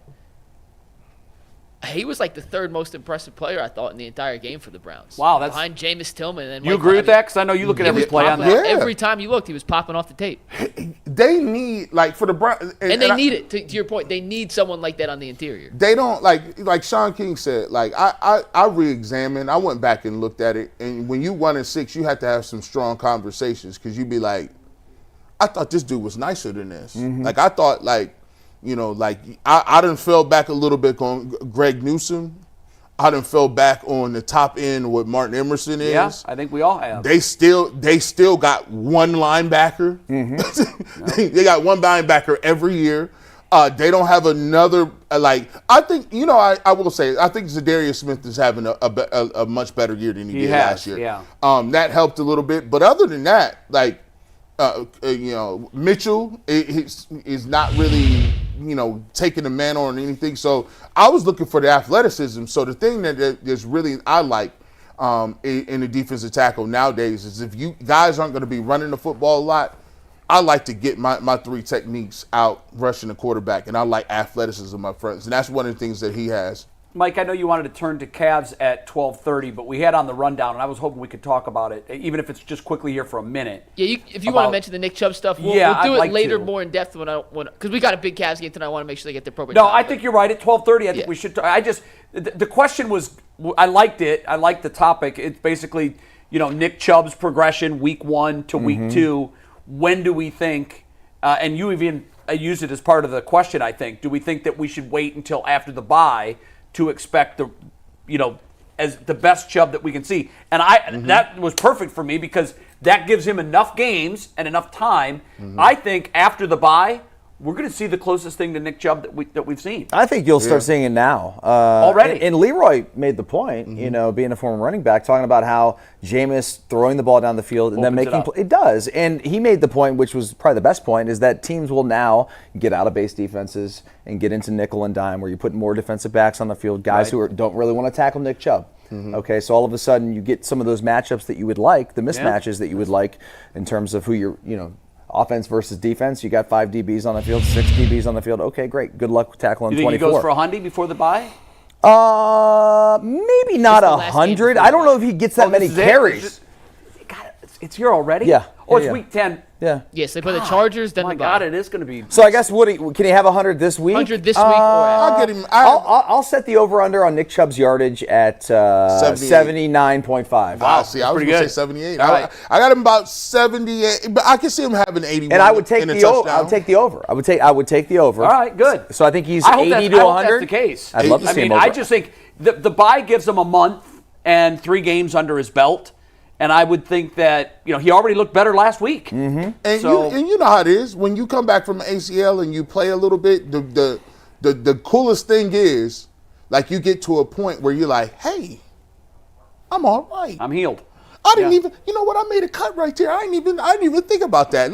It's like this. It'll be a weird moment where he just thinks back, like, oh, I was nervous, and then all of a sudden you just don't think about it anymore. You don't. It's done. And I thought the biggest thing for him, and I knew he was going to be good this year, no brace. Yeah. No brace. I said, oh, he must really feel good about his life. Some players don't want to wear the brace because it reminds you. And I was like, well, okay. he squats a Volkswagen. True. And his gait looks. You know how you is. Sometimes you be okay, but you still favorite. Like the gait, you know what it is. I know all about that. Like the gait, don't be looking good. You hobbling and walking. I'm gonna say that when he gets past, and here's another thing that'll really help. See, the Browns now, the weight is off their shoulders, and Shaun was talking about it. You no longer have to marry what the game plan is tailored to what's best for one person. Right. All they got to do is dust that whole. Gear it to the defense and what their weakness is. They like, listen, all right, Bill Callahan was running. I seen more duo plays and more double teams up at the front of the attack and zone plays trying to get up and getting downhill than I've seen all year. Yeah. And guess what? They got a whole week to dust off some of the old stuff that he was running. Even Deontay Foreman was running hard. I said, what did Foreman look like this? I was just laughing at you last week. It's going to have I was just laughing at him. And now you get a chance to, that week come, they're going to dust more. Watch. Them little tight ends, what's his name? Whitehurst, Whitehorse, Whitecrest, what's his name? Whitecrest. That's his name, man. He got Crest whitening strips. Whitecrest, man. This dude in there with that polo. I know he's in there wearing nothing but gray shirts. Nothing but gray shirts and boots. This guy, watch. They're going to have more and more tight ends in these backfields. They're going to be running this football, and that play action game, that run action game going to be devastating. And you've already done it. I'm all excited now about the rest of the year. Pulled me back in with the Kool-Aid. One win, and now I think we're going to the Super Bowl again. I promise you guys on Friday we'll do a little more in-depth on Nick Chubb. We'll do the full topic we were going to do, but we'll do it on Friday. We'll also have some no-fence riders, some stats, and one thing to know, the Chargers have the #1 scoring defense in football. So we'll get a good test this weekend, seeing Jameis in his second start against the #1 scoring defense in the NFL. We're going to switch over and talk a little Cavs, but first, our new sponsor, Built Rewards. Real talk, guys, we've all been there feeling like we're burning cash with rent payments and checks. It can be frustrating, but here's the deal. Built Rewards has figured out a way to make rent more rewarding. Say goodbye to the money bonfire and hello to a renter's revolution with Built. Built is breaking ground as a neighborhood rewards program that hooks you up with points on your rent every month. Pay your rent and watch the Built points roll in. Use points to jet off on a dream vacation or put them towards a flight or hotel. With over 500 airlines and 700,000 hotels and properties, you can also use your points to book fitness studio classes, redeem them toward a future rent payment. They're designed to meet your lifestyle, so you can pay rent hassle-free through the Built Rewards app. Your rent game just got a major upgrade. Built points have been consistently ranked the highest value point currency by the Points Guys and Bankrate. Earn rewards by paying rent now when you go to built.com/LockedOnNFL. That's join Built, JoinBuilt.com/LockedOnNFL. Make sure you use that URL so they know we sent you guys. Join Built.com/LockedOnNFL to start earning points with your rent payments today. LeBron and Bronny come to Cleveland tonight. We'll talk about that game in a second, but 2 of the 3 panelists today were not here yesterday. We are officially 1 week into the Cavs season, and I'm curious in your guys' opinion, and we'll start with you, Jay. What's been the most impressive part of the Cavs 4-0 start in your mind? There's been a lot of impressive things. A lot. And I'll just list off a couple of them very quickly, but it's not the most impressive. I think the way the coach, there's cohesiveness. I think in a relatively short period of time, it doesn't look like, sometimes when you first see an offense and a new coach with a lot of talent and a lot of potential, it almost looks like they're all playing with bags over their heads. Mm-hmm. I haven't seen that at all. There's cohesiveness. They're all on the same page. I'm impressed with the fact that they are integrating into the offense more Evan Mobley. Like, they're making it a point to go out of their way to put the ball in his hands and let the offense run through him. I think that's a great thing because we hadn't seen that prior, and he is clearly more involved. He's been more aggressive. We'd seen Darius Garland play like an all-star before. He didn't last year, but he looks like Darius Garland again. And I had said before the season started, I think his jaw being wired shut, not being able to eat for 6 weeks or whatever it was, any solid foods, I think that had a lot to do with his decline last year. I think he just wasn't feeling 100%. His energy wasn't up. It looked like it on the court. This year, it's like he's returned. But to me, the most surprising thing and the thing I did not see coming was Ty Jerome. Right. Who the hell is this dude? I mean, when they signed him, I think they signed him to a 2-year deal, like Correct. $5 million. That was, to me, I'm always looking as an editor. Is this going to make the show? Is upstairs on Channel 3? Is this going to make the show? Is this big enough? Does this move the needle? I'm like, that's a throwaway. Right. He's a roster filler. He's where in the hell, Mike? Please explain to me why all of a sudden this guy looks like he could be the missing link for a Cavaliers team when it comes to making a long playoff run. So he was a University of Virginia, right? 4-year player. I remember played for that. Tony Bennett. And then he was with the Warriors? He went, I'm not sure where he started his career, but he spent 2 years with the Warriors. Right. And Kenny Atkinson. Yep. They had a crossover. He clearly liked him. Well, he was signed last year. Right. He played and sprained his ankle in their first home game, the second game of the season against the Oklahoma City Thunder. Never played again. Never played again. He was out all year with an ankle? Yep. Or he just never made it back in? It was a sprained ankle. It happened in the very first home game Wow. against the Thunder. Never played again. It was the most mysterious injury ever because he wasn't even on the bench. You would go to games, and usually the injured guys are at the end of the bench. He just wasn't around. Never really got any answers as to what happened. Played 15 minutes last year. Yeah, that's That's it. That's insane. But he was on the team last year. This is He the was? second And year. then he was healthy after the ankle injury but never showed up. We don't know. Honest to goodness, have no idea. Wow. When I glad saw he's a here. picture, the Cavs tweeted a picture of him working out over the offseason. Yeah. It was the first time we'd physically seen Ty Jerome since the second game of the season, which is over a year ago. That's insane. It was him and Dylan Windler. Oh, yeah. I'm like, where did they just hide these dudes? They just I don't know, bro. So it seems like he does a lot of little things really well. He is a really good role player, really good backup guard. And that's what they need. He's the kind of player they need, in my view. And he's got size, so you can play him alongside Darius Sure. or Donovan, and you're not giving up a ton. He's Ricky Rubio with the better jump shot. And he's been clutch. Like, he's had So some far, big yeah. shots. According to Pro Basketball Reference, then Dustin and G, I want you to chime in on this. They do their weekly MVP updates, and it's based on some algorithm, based off minutes played and all that. Oh, come on. He's currently number 10 on their second week of the season MVP tracker. Evan Mobley's 9th, Ty Jerome's 10th, and it won't be like that after next week. No, of course not. But I'm glad I'm glad goes that to my show his eyes aren't impact, lying yes. to me. Yes. As I've been watching, I just keep saying it over and over. I'm like, where the hell did this Ty Jerome guy come from? Right. What is this? We'll add him to our daily graphics for the Cavs stats to make sure Ty Good. Jerome is now in the daily rotation with Okay. the core 4. Dustin, what's been the most impressive thing to this 4-0 start? I would say, I mean, you hit on the Mobley stuff a little bit there, him just being more assertive. I also think that Darius Garland, I didn't really love the body language, the way he played last year. Yeah, I didn't either, yeah. Yeah, and we started to have the conversations about can Donovan and Darius coexist? Sure. Because it seemed like they would be better without the other one on the court. And it seems silly that would even be the case because they're they're arguably your two best players or two of your best players, right? But they're finding a way to coexist, and it's 4 games, but you're undefeated, and he had the dud in the opener. That's okay. Yeah. We all kind of freaked out about that. We're like, oh God, because he had the comment that came out about his last year lost his passion, whatever. Well, the last 3 games, it seems like his passion's back. He's been great. He's averaging almost 20 points a game. The game against the Knicks was phenomenal. The 34 he threw in, the 5 of 8 from 3. I love he's making almost 4 threes a game. So, again, it's 4 games, but I do love this start. I'm going to the game tonight. I'm a season ticket holder, and this will be my first game that I've been able to make it to. You want to this go year. watch Bronny, don't you? Yeah, I want to see it. It's Yeah. cool. I love it. I mean, tickets are very pricey, though. Well, tonight. LeBron's returns are always high. Oh, yeah. These are our most expensive tickets of the year. Yeah, I need them to smoke them tonight. I need to see the smoke show. Hey, listen, Dustin and Jay, we were saying, my wife watches all the Cavs games. We was on the show yesterday. She made me apologize to Darius Garland.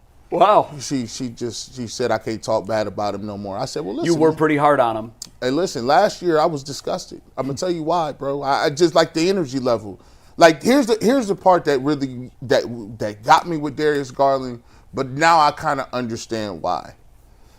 Man, when you get over $200 million in anything, that backlash is coming, bro. Like it's a bullseye. Like it's almost like Darius Garland went from like a guy that was like, oh, I'm just playing, doing my thing. Man, when you get them max deals and they give you $230, everybody and their mom know you got $230. Your cousins know. And now we want more. And now you can't have bad nights. You can't be a nice player player anymore. anymore. Injured, like nothing. You can't hide no more. That $230 is legit. Now, when he talks about losing his passion, like I can see it because you got the money. Donovan Mitchell is here, and they like, oh, well, you make more than Donovan Mitchell. He ain't even signed a deal yet. You better figure it out. And then when you have a bunch of stuff in his personal life go wrong, I can see how it's like, I just need to get away and hide a little bit. Right. But when I saw him come back, he visibly put weight back on. I can see it in his face. Trust me, I'm a guy with fluctuating weight disease. I'm small in the face, but if my cheeks get big, I can even tell you when I'm 285 or 300. I know. I'm like, okay, Darius Garland look a little bigger. And then I watched how Atkinson is coaching the thing up. Before it was to a point where you watch the Cavs, you just knew where they was at. Like it was so predictable. You just, oh, here we go again. You go trotting the ball up court, high pick and roll. They're playing much faster. Much faster. Their pace is insane. They want him to shoot more threes. He's shooting 4 or 5 of them a game. And the thing that I like the most is I actually seen that Evan Mobley went to a camp. It looked like you went to ABCD camp for like you must have saw one of them guards or Olajuwon or something. But when I saw him get the ball in the first game and take it coast to coast against the Raptors, I was like, so who the hell is this? This is this is what we've been waiting for. And now because he's able to initiate that level of offense, now it puts guys in conflict way earlier. Now it's like we can get early offense now because he's getting to the rim, taking it all the way to the rim. He's spinning it back. Now he's gonna have to get another move. They sitting on the spin move a little bit. But I just love the fact that it just seems like they gave him the keys and was like, listen, this is what we're going to let you do. Yeah. Do it. I think we all agree that Garland's body language and energy were just off last year. Then I think about it, though. If you wired my jaw shut for a month. Yeah, it's kind of crazy. I tried to tell y'all. You did. I tried to tell y'all. Mike was saying that last year, and I'm like, no excuses. Jay, just saying it might not be a bad thing. Okay. If I got my body. You're right. And make a lot of people in the chat very happy. Jay's a chatty dude, man. But I'm going to tell you this. I'm not even talking about that. No, I know. Can you imagine not putting food in your mouth for a month? Dude, just talk to Kanye about it, man. It's different. Through the wire. It's different. My brother just had like gastric bypass surgery. Yeah. Did he really? Yeah, my youngest brother. Did it work? Oh, listen, we went out to eat, right? And like it's funny because I'm like, man, I should have probably did it. I'm like, hey, order whatever y'all want to. He just ordered the food looking at it. He can't even eat it. Just look at it. He's like, I can take a bite of this. That's it. How long ago do you have it? About a month. Hey, I bet he's already lost a lot of weight. A whole lot, bro. Like I was like, how does it feel? He was like, you just can't. You can't eat. Like it's like you want wanna to eat it, yeah. He's like, but then you drink water and it's like you're full and you don't want the feeling of overeating. Like you know it. Like that's not. So I was like, dang, bro. So good luck to him. Shout out to him. Like man, I don't know what I'm gonna do. Listen, I told him. I said, y'all can't be smaller than me. I've always been the smallest out of them two. My middle brother's getting it too. What are you gonna do with all those outfits when you lose all that weight? Oh, listen, that's just another way to shop. Yeah, that's true. Yeah. You know how it is. Yeah. You lost a lot of weight. I wonder, did they try like Ozempic and all these these new weight loss things that are going on? Man, Ozempic wasn't gonna get it done. No, because they say you can lose 20% of your body weight. That's incredible. They was off. See, I was a D lineman, right? They offensive linemen. So they know what you look like when you get big and you're an O lineman. You either get really big or you get really small. Yeah, that's true. Joe Thomas. Yeah, or you go the other way. Go the other way. You get that Damian Woody. You know what I'm saying? But he lost a lot of weight too. He lost a lot of weight too. Damian did get big. I was like, man. I used to work with him, and there were days I walked in, I was worried about his health. Big Swagoo. I said, man. Hey, boy, listen. You was playing at. By the way, when you play at 315. Good human being. Oh, listen, solid dude. Human being. Solid dude, man. We do have a massive game tonight. They beat the Knicks on Monday in MSG, which was their biggest test of the season to date. Tonight, the Lakers come to town. Lakers are playing some good basketball. Have they lost yet? 3-1. 3-1. Bronny is expected to play tonight alongside LeBron. That's already been before they put him in the G League. Has Bronny scored yet? He's only played one game. He has not scored. Okay, so maybe he'll get his first NBA points right here. Yeah, where it all started for Pop. Dustin, you're going to be there. What do you expect? I don't know if I want to ask the crowd reaction, but we're past the point now. I think where we don't boo LeBron anymore. No, not LeBron. We're Bronny? The Bronny part of it. Oh, what the heck is a kid? Yeah, no one in that audience tonight in the crowd is going to be rooting against Bronny James. Yeah, we don't. He's just he's the sidekick. Like that's he's not even a big homie. And like he said, he's a kid. Yeah, he's done nothing that deserves anything other than hey, if he makes a play, great. But he is soon on a one-way rail to the most G likely. They've already said when they get back from this road trip, which is a 5-game road trip, it's the third game, he's going to the G League. They've already made that clear that once they get back, he's. This is the equivalent of when I was in Minnesota my rookie year. I was on IR. I was not playing. Yet we were playing in Ohio against the Bengals, and I was going to be able to see some family, so they threw me on the bus. Yeah, they brought me along. Get you some dress, dog. Get you. So they're giving him a chance, because the road trip includes Cleveland. This is his home too, for sure. They probably go to their old house. Yeah, guaranteed. See some old people. You know what I'm saying? Right. I think it's cool. By the way, JJ Redick, I think, is doing an incredible job so far. I've only seen parts of 2 of their games, but I just remember they were coming out of a timeout once, and I always judge coaches, particularly young and new coaches, on what they do out of timeouts. He had plays drawn up, and they executed them well. They had a play. So first off, I think JJ's going to be a really good head coach. I do too. They had a play. They ran the exact same play that they drew up in his podcast where they had 6 episodes with LeBron. Really? To a T, the exact play that JJ said, and I think it was all an audition now looking in hindsight. Sure. Which I think a lot of us kind of knew in the moment. He goes, if I'm ever a head coach in the NBA, this is one of my favorite out-of-bounds plays.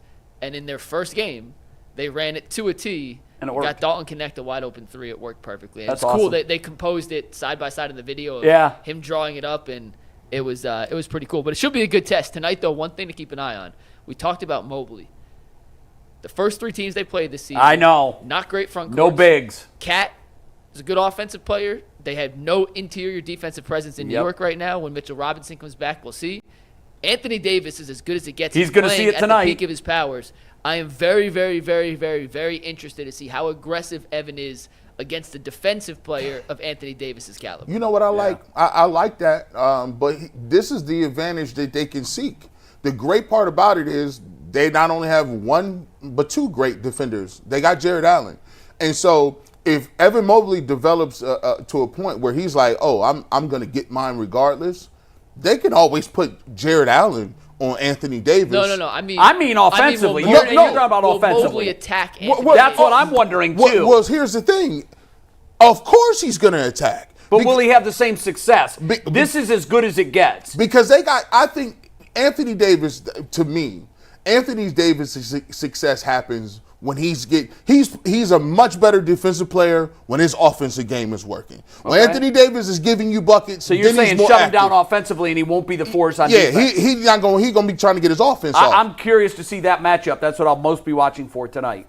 How does new look Evan Mobley, Mr. Newly Aggressive, how does he, it's one thing to do it against the teams he's done it against so far, but they don't have the bigs, they don't have the presence inside, and let's hope he can operate. Is this the fourth game of the year?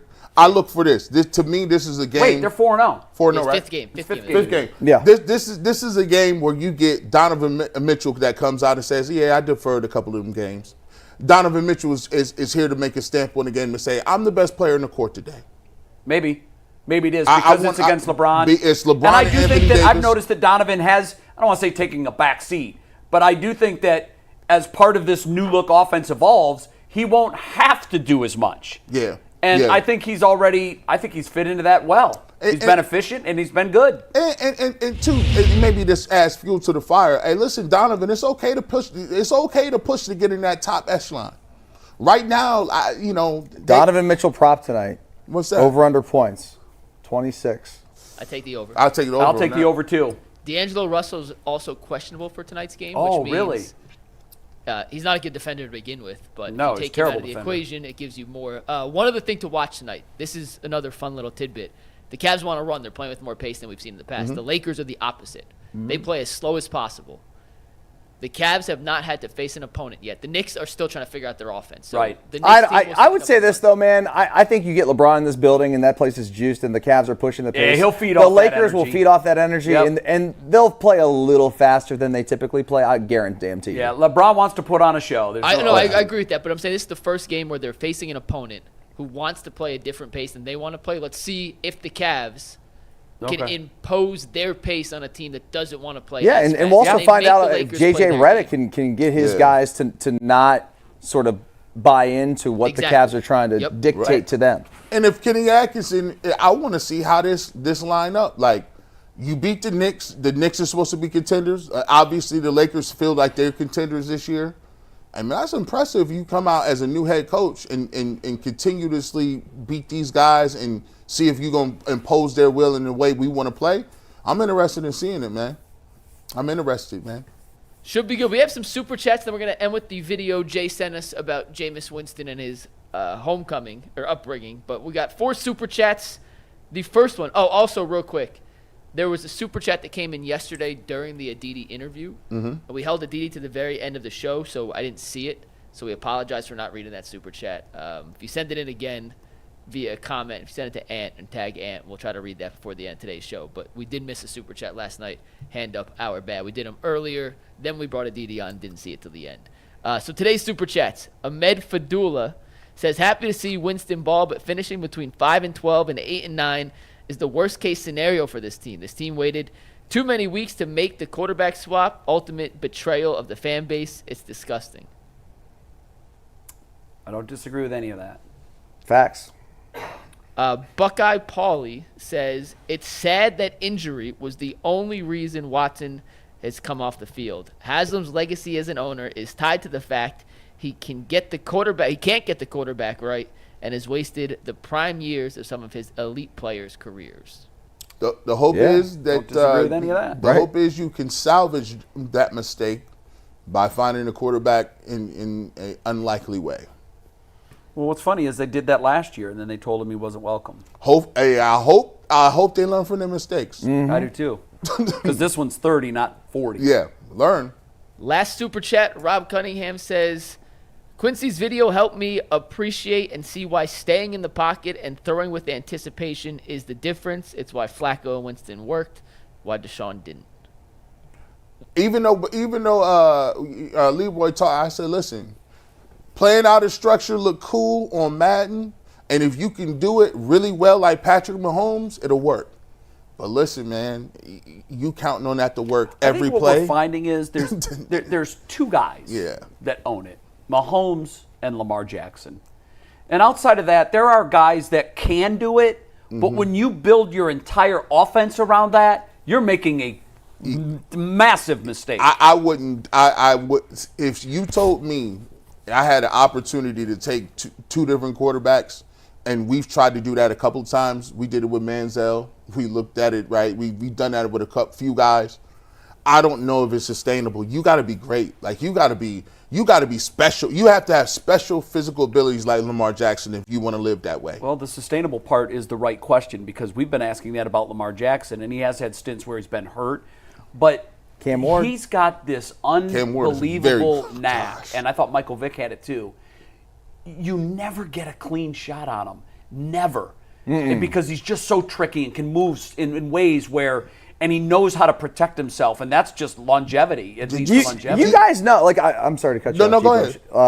So I'm sitting there with Sarah watching the game on Sunday, and I'm like, the Browns are going to lose this game. Watch. I felt I said, that too. I told her, I'm like, watch this play. We sat there very calmly. I said, Lamar Jackson's going to do something. And even when he was running around, I'm like, I looked at her, I said, well, just watch. Just watch. Yeah, because there's not many guys. Maybe there's a couple in the league that can do that, but like, he's done it so many times. I mean, I think there's two. I really do. I think he and Mahomes. Yeah. And I think the league got intoxicated by that. Mm-hmm. And Jimmy especially. Jimmy, I need that. I need that. Where is he? So now you start looking at the roster of other guys that are in that camp, maybe 15 guys that are mobile, that can make plays like that. The problem is Lamar and Mahomes can do it 80% of the time. The other guys can do it 20% of the time. So you're living more with failure than success. What do you think Jimmy thinks about the fact that, like Winston came out there and was like, hey, he just threw for 330 yards. You know he like passing, right? Yo, he loves it. What do you think Jimmy's sitting there saying? Like, he's like, well, who knows? Is he losing his mind? It depends when on it happens? what Paul DePodesta's telling you. I wonder if Paul, should I like this or not? Yeah, like I wonder if they're sitting back there like thinking, man, this is great. Our team's winning. We're throwing the football down the field. Or if there's got to be a part or if the ego is sitting there saying, God, they're making me look wrong. There's looking me bad. I'm looking bad. I would love to, like, when D and Jimmy is at the house after the game, like, listen, because you wonder, are they like the woman manager in Major League, right? Who they're like rooting against the team, like, because man, I cannot believe we're still paying $50 million a year. And he's like, but look on the other side, Jimmy. You know you like the passing game. He did throw for 330. I wonder how does that juxtapose each other? Because, like, I'll tell you what, the way he threw the football, we talk about that feeling. I ain't had that feeling in a long time. The one where you saw that touchdown when the ball goes over. It looked like a real offense. And I said, hold on. Who did that? We might win this game. Mm-hmm. We didn't even kick no field goal. We have the video? Yeah, we do have the video. Let's play that Jameis This Winston was video. what Jay alluded to earlier in the show. Jameis Winston going back to his roots, and hopefully Social News Desk is going to cooperate. It's a little small, but we'll make it as big as we can. Let's play it. And actually, I don't know how, but like 7 of us slept in this room right here. This bed is still the same bed that's been here since I grew up. This thing, I don't even want to get on this thing. This grill right here, this grill was here my whole life. But you see how we coming up now. We coming up, we got this grill. And I bet my Auntie Rose and Rhonda, they still can cook on this grill if they wanted to. But now we came up, we good. We still cooking it. But this, we just pee right here. And this is our area where we use the bathroom. We ain't have no money to really buy no water, so we keep the jug. What we gonna do? Get right here, but us, we sit here. That's probably some of the best water you get. But you had to stay away from the pee though. You had to stay away from that pee. That wasn't good. This is why I used to.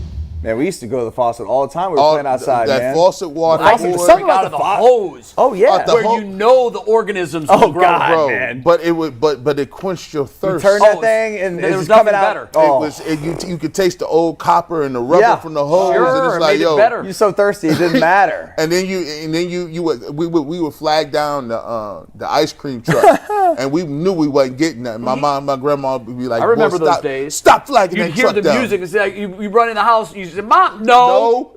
They knew what you were coming for.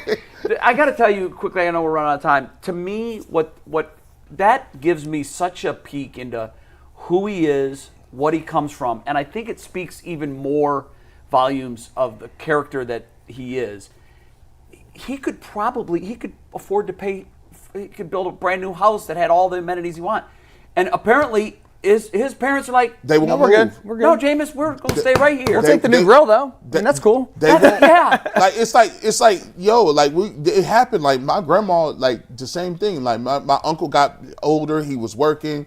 He said, "We get you a new house." My grandma was like, "I moved from the south to this house. I ain't going nowhere." I love that. Buy I me a love new that. TV and some furniture every I'm couple good. years. Make a couple things better. And that's it. I ain't moving. I am rooting for this guy Absolutely. to succeed here harder than I've rooted for any of our many, many, many quarterbacks. He's a likable guy. I think he's well-intended, and I think he has gotten a bad break through some of his past dealings in the NFL. And not just because he's a Brown. I'm a big supporter and rooter of Jameis Winston. I need that. I might get that 4,500. See, overtime.